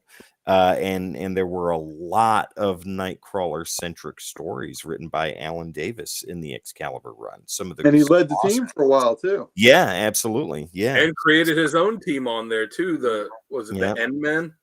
Yeah, I think so. And then when Age of Apocalypse happened, what team was he a part of? Excalibur. Right, it was where he was the lead. He was the leader, So I think the underutilization and the constant changing of past events and all that stuff. They just need to pick one, stick with it, and call that the standard. I don't care what it is, but that's what I gotta say. All right, very good. Now we shall move on to top covers. Yes. Okay, and I'd like Ryan to go first on this one. Okay, give me uno momento here. Ryan, there we are. And boom. All right, so tell us about your covers. So my covers, I think I wrote some notes here. So I'm not, like I said, I'm more of a vintage Claremont guy, but like I said, he doesn't have a lot of great covers from that time. So I had to go hunting, and these stood out. I just absolutely loved them. So this first one is X-Men Legends 12, and it's a Carlos Gomez variant. I absolutely love the Banff being kind of the everything around him, and Nightcrawler is just front and center in a really cool pose. Really love the artwork. That's color. A great cover. I dig that. Yep. Yeah. So good. And I love even like the circular part of his tail's just like having a perfect circle. It's just like, it's just really well composed cover art. He's tight in, like he's ready to springboard at a moment's notice wherever he's going next. Yeah, it's really, really well done. Yeah. And then this next one is Uncanny X-Men 1, and it's the J. Scott Campbell cover C variant. And I don't it's kind of self-explanatory. My guy and Nightcrawler are in this one. I just love that they're kind of doing a combo appearance on this cover, and just really dig it. Nice having them paired up together. And then the last one is Excalibur 13, Alex Ross Timeless variant. Obviously, very famous series of variant covers from Alex Ross. And this one's like definitely, I would say this one's like my favorite one. I actually don't love the Colossus one, but this one is like really, really cool. I love the shadow on it. Exactly. The shadow and the glowing yellow eyes. I mean, man, it just looks so Nightcrawler, and like he just really captured him really well in this one, and I after looking these up, I'm thinking like I got to get all of these. These all have to join the Colossus collection. Yes. Ironic brings I have to another agree. one for us to take a look at. Guardians Team Up number 6 says that's a really awesome Nightcrawler cover as well. I don't know of one, but I would love to find a cover where Nightcrawler is like perched sitting up on Colossus's shoulder. There's this great like every X-Men ever team shot where he's doing that, and I would absolutely love to find one if it exists where he's just perched up on the shoulder of Colossus. If it doesn't exist, I hope somebody makes it one of these days. Ladies and gentlemen in the chat, that is your homework. Find that cover. Yes. Dan Kelly could make that and send it to CCC. There you go. Hey, there you go. I could do a request, Yes. All right. Speaking of Dan Kelly, why don't you go next with your covers? All right. All right, so all the way on the left, I have Nightcrawler issue 1 by his creator, Dave Cockrum, from the first miniseries that he had. You know, one thing that we've all talked about we like with the character is the whole adventurous swashbuckling aspect of him. And there were a couple covers that I had in the running, but I was like, all right, I'm going to just pick one because they're all kind of similar where they have that, again, that swashbuckling kind of aspect to it. So I had to pick the one that was by his creator because it's awesome. And I love, if you notice how he did change the boots a little bit to make them those like pirate boots. Mm-hmm. Yep. Mm-hmm. So, he's smiling. He's smiling doing that too. So that's why I got that one. And even if you look up in the, in the little corner box, it's got that same pose on there too, which I thought. Yeah. The middle one is from Uncanny X-Men 204. Again, like you said, there's not a lot of good Nightcrawler covers in that, in that initial run when he was in X-Men. This was, as far as I know, this was the only one that really featured him. So it's him and his girlfriend Amanda Sefton, and they I just like how it is, it shows like the romantic aspect of the character, and then the whole design of it looks like an old movie poster, like Casablanca. Yeah. That's actually not Amanda Sefton though. That is a character that's part of the story of that it's a girl that he finds and rescues from Murder World. I'll talk about that book a little later because I have it on my must read. So okay. Yeah, I was saying, but I like the whole layout of it, like an old classic movie poster, and then old 50s poster. Yeah, and then the one on the right is probably my favorite one. It's from Nightcrawler issue 2. Is from his volume 4. It's the one that Claremont and Todd Nauck did, and I love it because it's just a very simple cover. It's the all black background, and then just the Banff, and then him doing the jump in front of it. But it's just one that is very basic in his design, but just jumps out at you. I totally agree. I love that cover too. I do too. The one in the center is interesting because with I'm not sure. I guess it's supposed to be Japanese lettering on the sides there because the sun is like the Japanese rising sun. Yeah. Yep. And if you notice, like in the car driving, he's the one driving in the car, and in the corner, he's the one that's punching out the guys. So it's like an old classic, classic movie poster movie. Yeah. All right, Gary, why don't you show us your covers next? All right, let's see what I got. All righty. The one, so the giant size X-Men Nightcrawler one, that's given some love to Alan Davis. I thought Alan Davis always did a really good Nightcrawler. And it doesn't hurt that one of my favorite little used characters is in the background. That's Thunderbird. I love that costume. And I love Thunderbird. Proud Star, just I always love that character. So I just giving love to to Alan Davis. The one on the far right, Tim, I'm with you, baby. We got to show some Excalibur. That was a great book for it. So this is another one of the great many swashbuckling covers, and that's by Pacheco, Carlos Pacheco, and Bob Wychick. And That's it's very just, reminiscent of the Age of Apocalypse too. absolutely. Yes. So it's just a great cover coming at you, and I wanted to represent his Excalibur, era. So, and he goes to Excalibur because, he can have fun with Excalibur. Being with the X-Men, man, that's a drag. That's just a drag job. The Beast had to go to the Avengers to have fun. Nightcrawler had to go to Excalibur to have fun. Being an X-Men just sucks. So just let me tell you, that is just that's hard living there. Man. Wolverine had to go to the Fantastic Four and every other team that ever existed. That's right. Look, right. That's what Wolverine's done is because this X-Men stuff sucks, man. Pam says here the irony that X-Men Annual #4, one of the absolute best Nightcrawler stories, doesn't even have him on the cover. Totally True. Yeah, True. and the story is named after him, and it has his name on the cover, but he's not on there. Right. Yep. Absolutely. All He's right. blending into the shadows. Yep. All right, going to my center cover there, Nightcrawler's #3, Volume 3. That's my favorite of all of them. And what I love about that, it's by Greg Land and Matthew Ryan. I love that it's tying into what I think is a really crucial part of this character, and that's his faith. He's in front of the cathedral.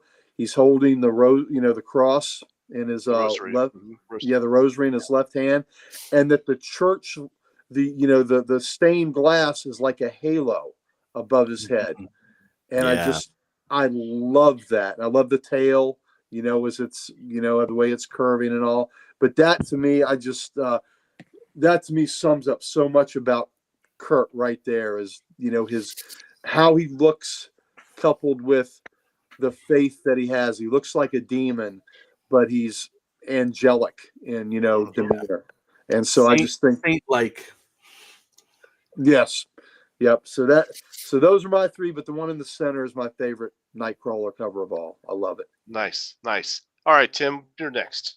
All right. Before we go to that, Ironic says he likes the logo text on that one. I'm assuming it could the logo curves just like that tail does. Yep. Exactly. It's very Jimi Hendrix like psychedelic. Yes. Yeah. Sure is. Are you experienced? Yeah. All right. My covers. So well, we've already talked about Nightcrawler #1 right there. That I think is an iconic cover for an underutilized character, definitely at the time, right? And we're gonna dive into this series proper as well. I love the Banff in that little box. Oh, dude, I do too. Everything about that screams 80s, and this I think showcases some of the best artwork to come out of the 80s, and it's just gorgeous. Dead center, Excalibur, where I think the character really shined, and I wanted to show this cover not only because of his transition from the X-Men to Excalibur, but he's given as much paper time, I think, as everybody else. Even though Rachel Summers Phoenix is dead center, you've got Captain Britain and Megan on one side, but then you've got Kitty Pryde and Nightcrawler, and you can look and you can see him, and he's doing what Nightcrawler does. He's hunched, he's ready, he's poised and ready to move. Yeah, exactly. And I think it's absolutely gorgeous. And they have those shitty little werewolves down there. But going on in the same series that you had, Gary, this is Nightcrawler issue #2. I love this cover because it goes more into the faith aspect of the character, even though he's standing on top of whatever this is, right? He's in the middle of a rainstorm, his arms are outstretched, he's in love with the world, in love with the night, in love with himself and his faith. And I think this cover is a very beautiful representation of who he is, even though he's a character that's been forced to keep himself in the shadows, or is feared at first sight, when he's able to stretch his wings, so to speak. This is how he does it, and I love it. That's another great Greg Land cover. Yeah, absolutely. All right, so let's go ahead and bring up my covers then. Right. There you are. All right, so I'll just start in the middle there because I'll give a short thing on this. It's Volume 4 2A. This is the BAMF, just for everything that Dan said. The simple the black background with him in the middle of it, and with him like kind of And the blending tail. And Yeah. the tail Yeah. going through the Just B and the amazing. A. Love it. just amazing. This is Just negative space before negative space. That's right. Yep. And speaking of amazing, let's go with the right there. That's Amazing X-Men Volume 2. This is the B cover. Cover was done by Dale Cohen, or Keon, I'll say. This is a great swashbuckling cover. I thought I almost chose that Nightcrawler #1 from his original series, but I figured somebody else might have that, so I just went ahead and made that the B list one. So this one's just an amazing cover. I love the sword. It's very swashbuckly. I mean, it's very, 13th century type, Yeah. It's great. Yep. I love it. And then Way of X #1. I love this one because he's bamfing into a situation. He's got the mean face. He's got the sword. He's ready to kick some ass. Yeah. He looks ready to kick some ass. And the other hand has a sword in it as well. And I just love that cover for that. Which what's it? Giuseppe Camillicoli? Those guards down below are terrified. Yep. Well, They know what's they're- coming. they know what's coming, and they can't stop him. Nope. So those are my 3 covers. And it's great stained glass window behind them too. Yeah. Absolutely. Absolutely. Ironic says, I didn't realize Nightcrawler almost ended up in the Legion of Superheroes, but was rejected. Yeah, absolutely. Yep. We talked about that earlier in the episode. Yep. Yep. Yeah, it would have been a completely different character too. Yeah. I Absolutely. also want to say too, this was number 4 on my list. I'm shocked that no one picked it because this one was almost on my list. This Almost was did. Amazing Yep. X-Men That was- 1. Yep, that was almost because I had another really cool swashbuckling cover where there was an explosion behind him and he was jumping and you see the Yeah. bottom of his foot and he's got the so there's so many great covers. I knew I could only do one of the swashbuckling, Yeah. but what I liked is there was a great variety there. We had a few that doubled, and sometimes when they're great covers, I'm glad when we can show a great variety. So I'm glad we got to. Yep. Absolutely. All right. So before we jump to the next segment, Tim, why don't you tell us about our sponsor for the night? Absolutely. So, ladies and gentlemen, you saw all these awesome and amazing covers. Well, guess what? There's a place where you can go to get them. Let's talk about tonight's sponsor. That is Nirvana Comics in Knoxville, Tennessee. They are my exclusive local comic shop, and I want you to be a part of that as well. Head over to Nirvana Comics. Right down there is the address. If you can't make it to Knoxville, guess what? They got a website, and you can go over there too. They have a comic for everybody, and they've got one especially for you. Make sure to say hi to Grant, Jasmine, McKay, the rest of the Nirvana Comics team. They are one of the greatest group of peoples that can help you out with anything that you're looking for. Great conversation, great atmosphere. The shop is amazing, and they do all kinds of things for you, the consumer, because that's what it's all about. And they also won the inaugural Image Comics Local Comic Shop Award too. So there's definitely That is impressive. And they earned that, guys. They really did.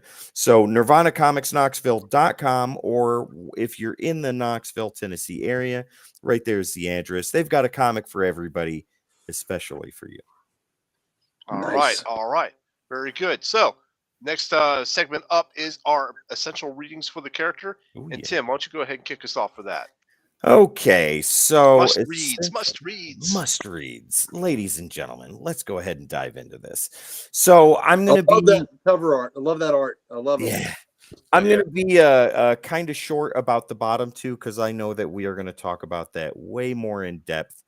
But let's talk about Excalibur, Volume 1, Issues 1 through 10. I didn't put the entire run on there because there's like 125 issues, 145 issues. Don't be like Kevin.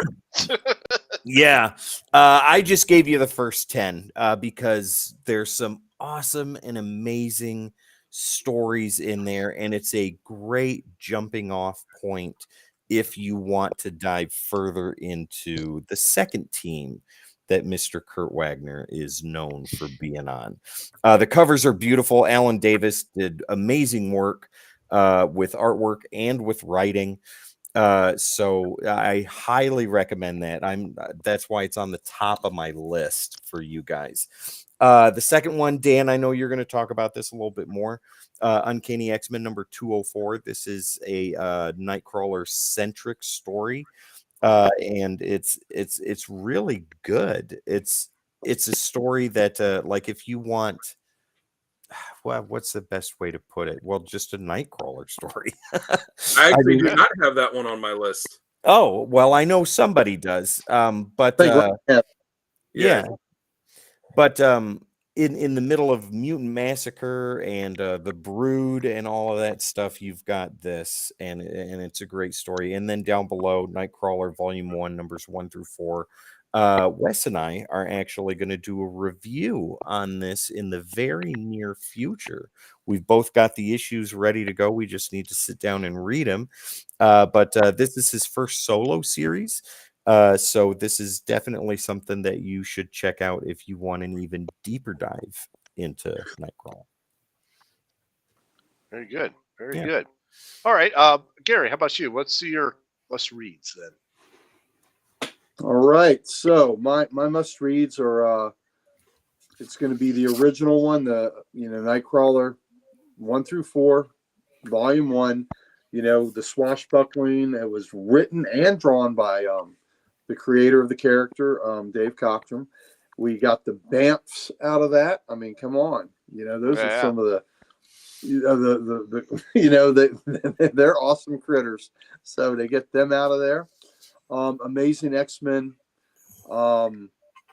It should have been 1 through 5, Volume 1, but it's where he's in heaven and he's fighting the good fight and swashbuckling his way across heaven when evil forces are at the the edges of the of the realm, and he's just having the time of his life. But he gives up his soul to save billions of souls, and that's a very you got swashbuckling and you got poignancy in it when he makes that ultimate sacrifice, and of course that brings him back to our world.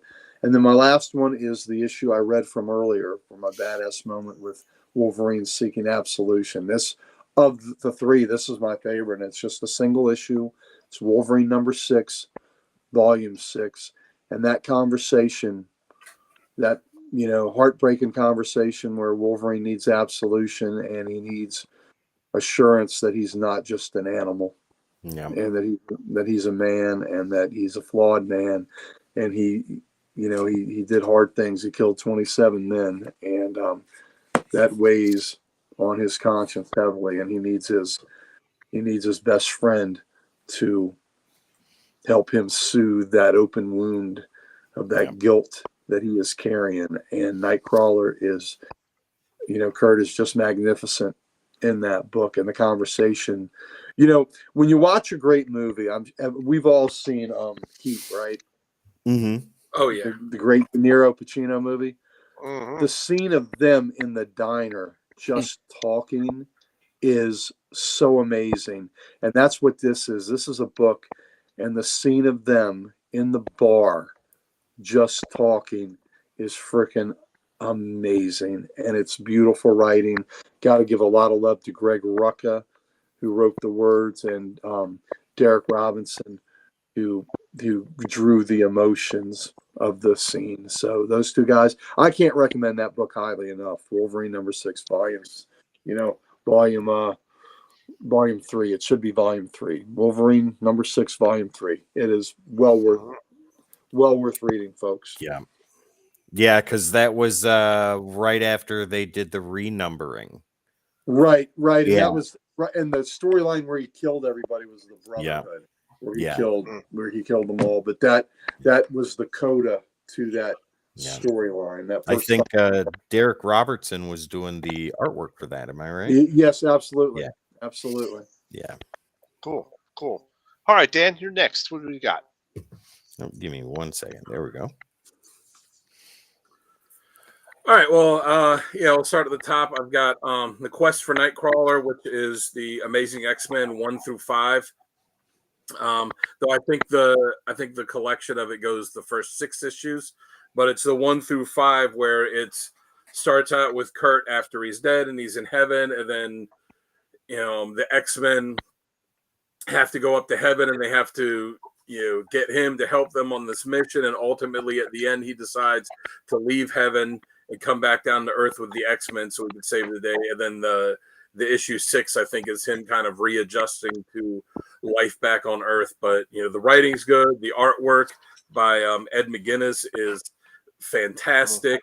It's got a cool X-Men team where it's classic members like the Beast and Get something to drink, Dan. and then some characters that you don't normally see all the time in the X-Men. I had North Star, I had Firestar in there, so that was a really cool book. Nightcrawler Volume 4, 1 through 12. That was the last time that he had. Well, I guess not technically the last time he had a series, because Way of X was essentially a Nightcrawler book, but this was the one that was written by Chris Claremont and drawn by Todd Knox. And this took place not long after the Amazing X-Men book, not long after he'd come back from being dead. And it's just, it's a really fun book.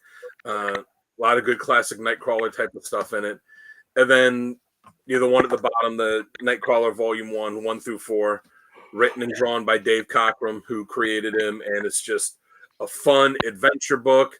He's just him going through all these different, kind of universes, realities, whatever you want to say, having a big fun adventure. The Bamfs, like the one you see on the cover, this is where they're first introduced, that have played an important part in his character throughout the years. And just Chad, I think disagrees with you guys. Snoop says the Bamps were first in X-Men 153, the Kitty Fairy Tale story. Yeah, that is right. That is true. That's right. No. But this is just a really good Nightcrawler book. Like the first time that he really got an extended spotlight on just him. Yeah. Yep, you're right, Pam. That was a fun story too. Oh yeah. All right, Ryan, go ahead. Go next. All right. I wanted to call you Colossus, but let's go on. You know what? When I get called Colossus all the time, I don't mind. All right. There are a lot worse things you could be called. So my kind of list of recommended reading is like really like your first early getting into Nightcrawler reads. So starting off, of course, Giant Size X-Men #1, his very first appearance, the issue that started it all for Nightcrawler, and the Uncanny X-Men of the Claremont era. So it's more of an X-Men story in total, but you definitely get your first meeting of Nightcrawler as he's being chased through the streets by a mob of German people who want to get this demon, and Professor X comes to save him, recruit him into the X-Men, and then his X-Men journey starts from there. Mm-hmm. So a must read for any Nightcrawler enthusiast. Next up is Uncanny X-Men Annual #4, and we've talked about this a little bit, touched on it a little bit tonight. This is kind of the first, I would say, like pretty significant Nightcrawler story that's like really geared towards him and some of his backstory. It's a great book, first of all, story called Nightcrawler's Inferno, where he's celebrating his birthday, and he gets a strange gift that ends up incapacitating him, and the X-Men call in Doctor Strange to analyze him, and they trigger an entity of magic named Lady Margoli, and they get sucked into this kind of crazy portal, grabbed by all these tentacles, and they end up basically in hell. and they have to journey through basically the story of Dante's Inferno, but this time Oh wow. Nightcrawler's Inferno, and Awesome. try to get out of hell essentially. But in the end, it's all based off of a story, or Nightcrawler's backstory. Basically, his adopted gypsy witch mother wanted to get revenge for the killing of her true-born son, Nightcrawler's adopted brother, Stefan, which we've touched upon. And in the end, we find out that he was in the right, and it was somewhat even accidental that Nightcrawler killed Stefan. But yeah, great read. I won't tell you the whole story, but it's I've never read that, and that sounds interesting as hell. it's awesome. Great art, and it's a really cool issue, and it's basically the first bit of backstory, origin story of Nightcrawler, which then goes on to kind of be the backbone to his origin in the future, right? So I'm looking up the cover right now. and we were talking about no Nightcrawler covers. It's literally his story essentially, and he's not He's not even on the cover. Not My even on the lord. cover. Yeah. And it's got his name on there because it's it says the title of I know. Nightcrawler's Now, Inferno. Yes. the splash page is great. It's this great Yeah. close-up of Nightcrawler's face in fear. They should have used that. That would have been a really cool cover. But even that's Spider-Man's head's in the box, the corner box, and he's nowhere in the book. yeah. Mhm. It's a little bit of an injustice, that's for sure. Yeah. But great story. And then Uncanny X-Men 204, which Dan had as his one of his covers. That's a great story that really kind of, it's the first time Nightcrawler is really struggling with his faith.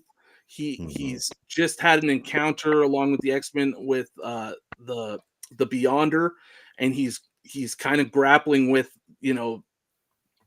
understanding how he can have such strong faith yet face such godlike creature or beings, and he's just in a dark place, and he ends up kind of hoping for just an adventure, some action to get his mind off of his inner turmoil. Yeah. And he ends up coming across a girl who gets abducted by Arcade, and taken to Murder World, and he ends up completely single-handedly rescuing her from Arcade and Murder World. And it's a great story where Nice. Nightcrawler's just he's swashbuckling in a way before he ever swashbuckles.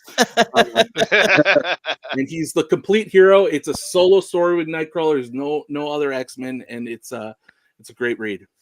Here's a neat little tidbit from Pam. She says, I did a book report on Dante's Inferno in middle school just because I researched that comic, referencing Uncanny X-Men Annual number 4. Her English teacher was shocked as hell.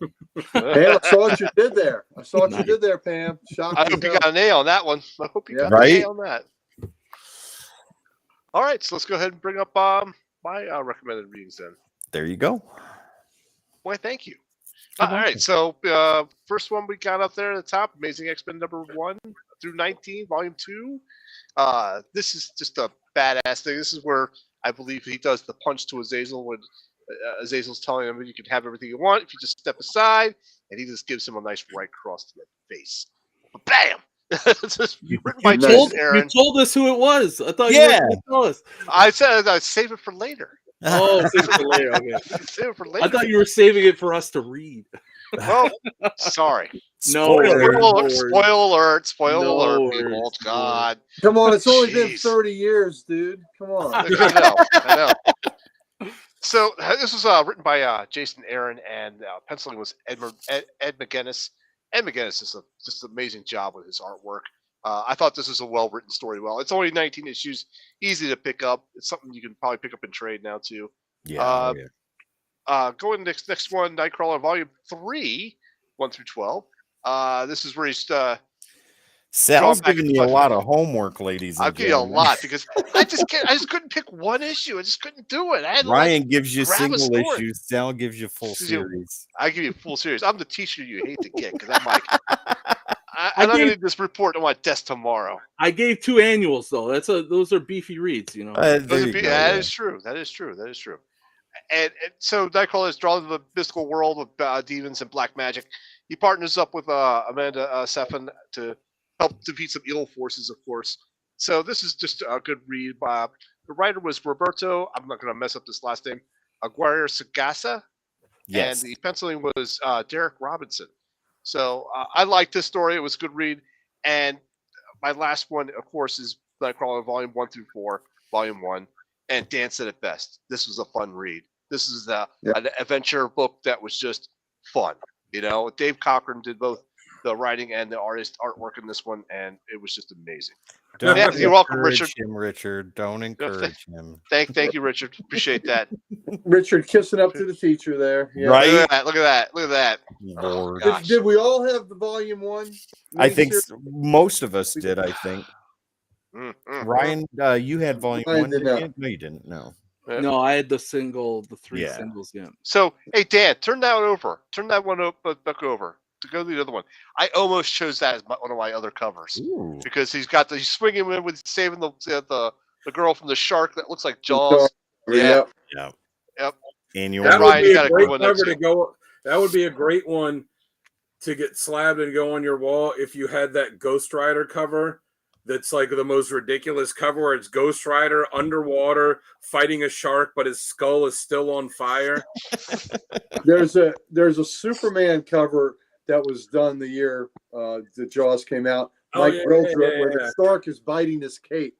Yeah. Oh my Yeah. God. There's All right. your mission, Sal. You got to get all the shark covers. Yeah. I'll work on that as soon as I get my lantern foils slabbed. I'll work on that next. How's that sound? All right.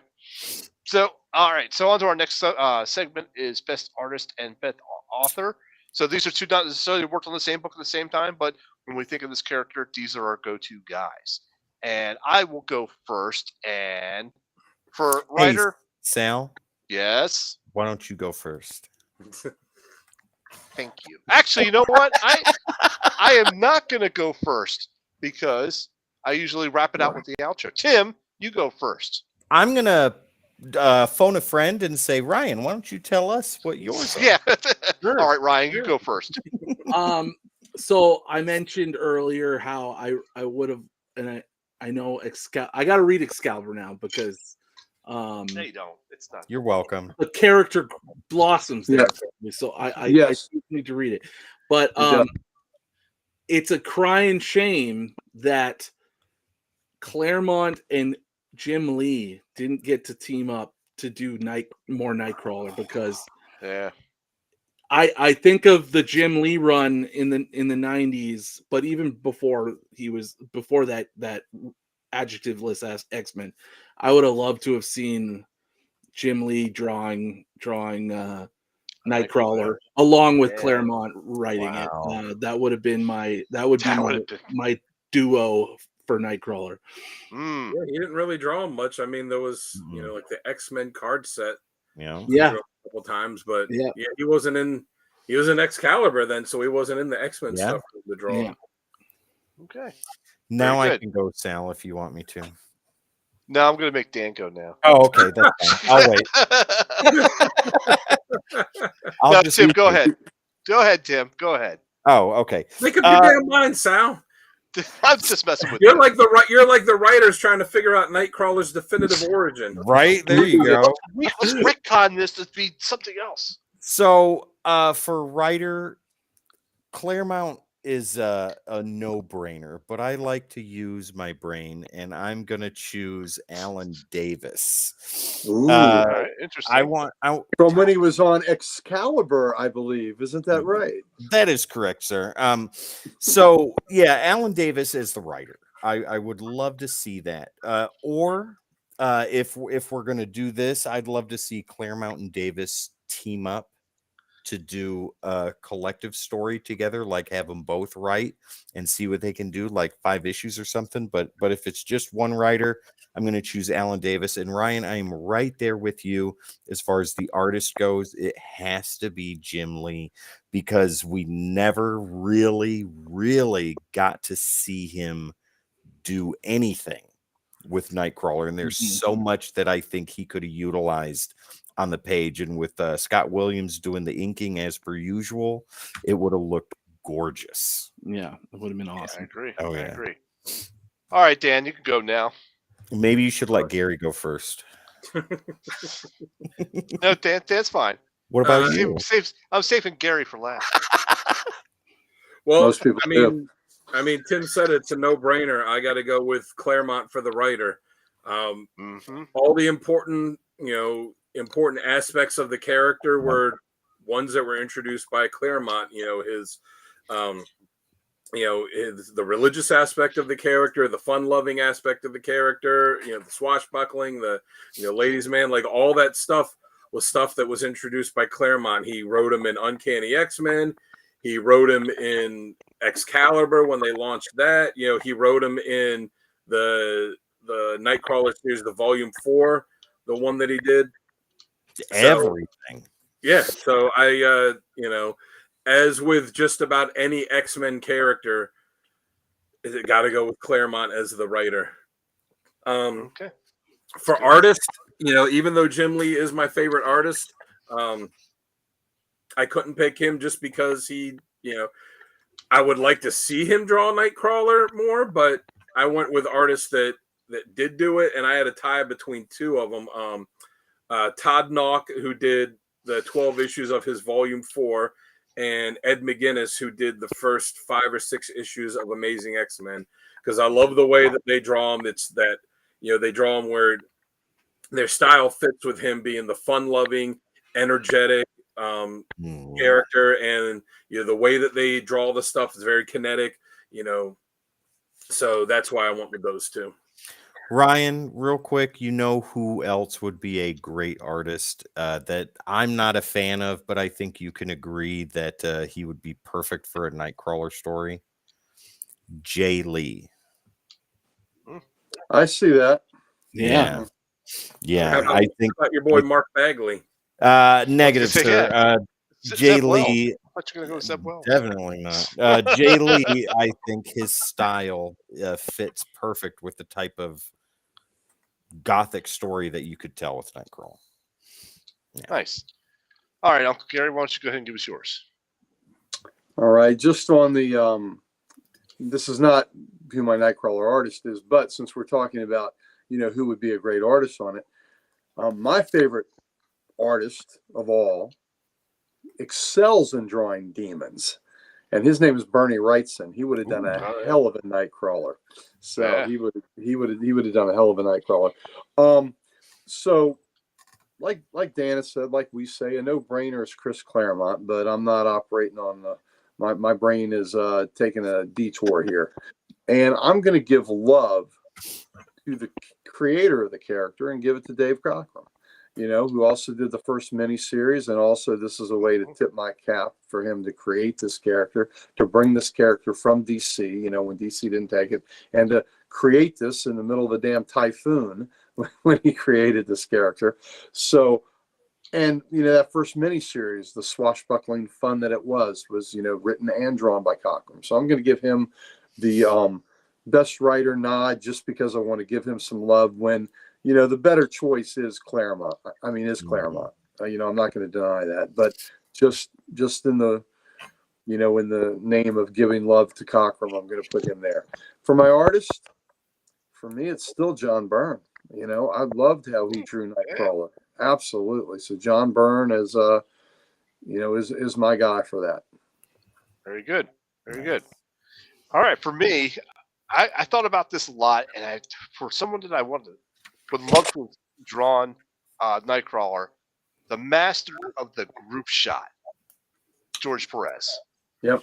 If there was a group shot with the X-Men, he would not have left Nightcrawler in the back like that. He would have been hanging on Colossus' shoulder, or maybe even off the title, hanging upside down. George Perez was the master of the group shot, where no character got the background. He did an X-Men annual. Did he? I believe He it. did an issue of Uncanny as well.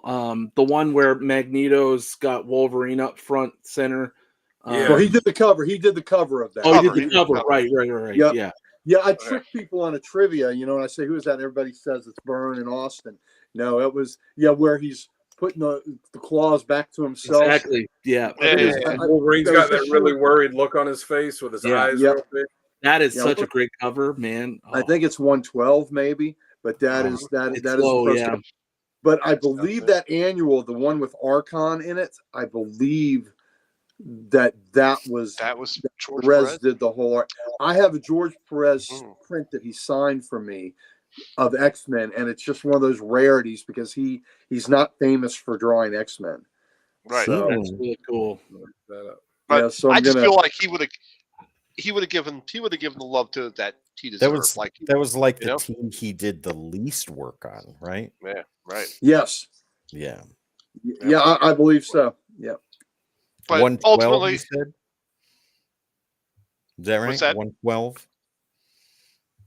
I For the believe issue that that's cover? the 112 cover with Yeah, I Wolverine. see it right here. Yeah. yeah. Man, oh No, man. but ultimately, I went with Chris Claremont as my writer, and for artist, I actually chose Ed McGuinness. Nice. Uncle right. Gary, you're right. Those- X-Men Annual 3 was penciled by George Perez. Yep, there we go with the Archon cover, right? I do not have that one. I gotta Yeah. check that Yep. out. That's also a Yeah. great story. With a Frank And Miller the cover, the Terry Frank Austin Miller did inks. the cover. Yeah. Yes. Frank Miller Thank you, did do the Pam. cover. Wrightson would have been great. Yeah. Yep. So, Agreed, and Richard. I don't but think you would- I want to go back and Yeah. read that now. Right? yep, Just but yeah, look I'm at gonna have the art to- I'm again. gonna- I don't have any of the early annuals, so I'll have to check that out. The oldest That one I annual don't I have. have is 5. All right. Any last thoughts we have on Nightcrawler? Something we want to add? Something, maybe something we don't know yeah, about? it's great Ryan? bait. They're great bait. It was a good movie with Jake Gyllenhaal. Yeah. Yeah. I was gonna say. I thought you were gonna say Jared Leto. I'll just All right, say folks. I hope we get Nightcrawler in the next installment of X-Men in live action, Yes. Damn. Good. along with my guy Colossus. Both of them need their due. And so that way Colossus is can have more than just the one line of "I can help you." That's all he said. can help. Well, I could help. so, Ryan, how have you felt about Colossus in the Deadpool movies? I love it. I love Okay. Colossus in the Deadpool movie. That I will say that Yeah. I did get my Colossus in those movies, but I'd like more in the X-Men, Right. like see him part of the X-Men team. I didn't like the little bits that he had in like X2 and X3. And I didn't love the version, but that was a little bit earlier before they could really do the CGI the way they can do it now. So I'm hoping, fingers crossed, but I think they both often don't get the respect they deserve. So we'll see. Yeah, that scene in X2 when he like armors up and busts through the wall, and I was like, And the bullets, that's yeah. my favorite X-Men. I was like, yes. And then when he tells Wolverine, "I can help you," I was like, do it, go help him. And he's like, no, protect the kids. I'm like, no, screw that. when in Deadpool 2, when he fights Juggernaut, I'm just like, yes, that was best. Cool. I didn't like the way that they did the special effects on him in X-Men 3 and Days of Future Past, where it's like that liquid metal kind of thing. Chrome, And his hair- like that and his mirrored hair- chrome. Yeah. And the hair is the same color as it. Yeah. Like, it just didn't look very good. I like the look of him more in the Deadpool movies. Same. But personality-wise, I'm like, I felt Yeah. like He it had was, no personality. It's was a little, you know, it's a little corny because it's Deadpool, right? Like, well, yeah, that's what it's it is. over the They top. made him- yeah, yeah. They made him, they made him like, yeah, exactly. You said they made him corny so they could play off of Deadpool. But as a Colossus fan, I do appreciate like he's in all 3 Deadpool movies. yeah. Is he in the new one? He's in at the new least at the birthday Ooh. party. you see in the trailer. I don't know if he's going to have a big part of the I new hope one. so. I hope he so. has at least a little action scene or something. Yeah. Just give me a fastball special. That's all I want. That Yes! A real fastball special, not the one Sorry, where he I do not takes mean it. to steal Nightcrawler's thunder tonight with my guy. That's all right. No, That's all right. It's okay. You know, I don't know if you've got to see it. We had a Colossus show a month or so ago. It was a pretty good I show. saw it. I was like, oh, I wish I could have been live listening to, or at Yeah. least watching it live. But Yeah, I caught the replay. It was great. And we talked about, you know, that epic fastball special where Colossus just chucked them up into the rocket. Oh my gosh. That was Right. so good. The Colossus is one that has a lot, not like Nightcrawler. Colossus has a lot of good covers to pick from. Mm-hmm. Yeah, he He does. does. A lot of great Yeah. covers. All right, so I think we could go ahead and wrap up this this show of Nightcrawler, comic character of the week. Thank you very much, Ryan, for joining us. I really do appreciate that. Thank you. Thanks for having me. Yeah. Why don't you go ahead and give Thank you for a joining shout out now and tell where people can find you. Look at that. Find It's me right there. on. You can find me on Instagram and on YouTube at Colossus Collector, the Colossus Collector channel here on YouTube. And yeah, appreciate anybody who stops by or says hello. Subscribe, like, do all those fun things. Definitely go check out his videos. I've been watching your videos just lately, and I love them. So good job Thank on those you. things, man. Appreciate You it. do a good Appreciate job with those. I'm very jealous of a lot of your X-Men that you have up on that wall there. I'll have to show you some of mine there. I've been You know, love side-eyeing to. that arcade machine behind you. So. Yeah, I was gonna Yes, say, I like the tell us comment. about that. I appreciate that. I dropped a lot of quarters in that machine. Yeah. I did too. Grew up with the big one, the big 6-player. I mean, this is 6-player too, but the original double screen, Yeah. and Nightcrawler was on there, but Colossus was always my guy. That was really that's actually like the genesis of why he's my favorite character is that video game. So That's wonderful. What you do it? You just had to have him stand in the middle of the screen and wait for the bad guys to get close to Yeah. be like, "Argh!" and like the energy Yeah. comes out and takes them all out. totally. Is that the reissue back there? Like the It's an arcade 1-up. yeah, It's there a you go. Small Yeah. you put it It's together actually- yourself kind of thing. Right. Yeah. I saw that they're selling that. It's like $450. So We are getting way That's off a great topic. price. Sorry. yeah, we're getting way off topic here. If you find one at $450, you better buy it because that is an awesome price for it. Okay, very good. All right, folks, we're going to go ahead and sign off here. I'm your host, Sal the Slab Guy. When I'm not here on the Codex Station, find me on YouTube under Sal's Comic Corner and Instagram as the Slab Guy 77. Dan, why don't you tell people where they can find you really quick? Yep, it's on Instagram at Dan Kelly Art. Yes, and then Uncle Gary, where can they find you? You find You can see me on you can see me at Comic Logic every Wednesday getting my good books. Please come see us on May 19th. It's a Sunday. It's our spring LotCon. We'll have 30 vendors there, comics, local fun author, time. local artist. It's a good time for the family. And we didn't earlier we didn't give any love to our good buddy Archduke Kevy Yes. with the comic character of the day site. That is the reason we are all acquainted. So we owe a debt of gratitude to that. So go see his site. I'll post a cover of the day. Dan posts the questions of the day, random panels of the day. Sal's always ever vigilant, and Tim, and Tim, he is also part of our vigilant force that's making sure we give you the quality you deserve on that site. So Archduke Kevy, we love you, brother. Absolutely. All right, Tim, why don't you go ahead and give your final wrap up there? All right, ladies and gentlemen, on behalf of everybody here at the Codex Station, Ryan, thank you so much for being here tonight. It has Thank you, been brother. Thank you. absolute joy. Much appreciated for having me. Oh, dude, the door is open. Anytime you want to walk through it and come sit down with us, it's a big yes. So you just let us know when you want to come back again, because we'll take you anytime.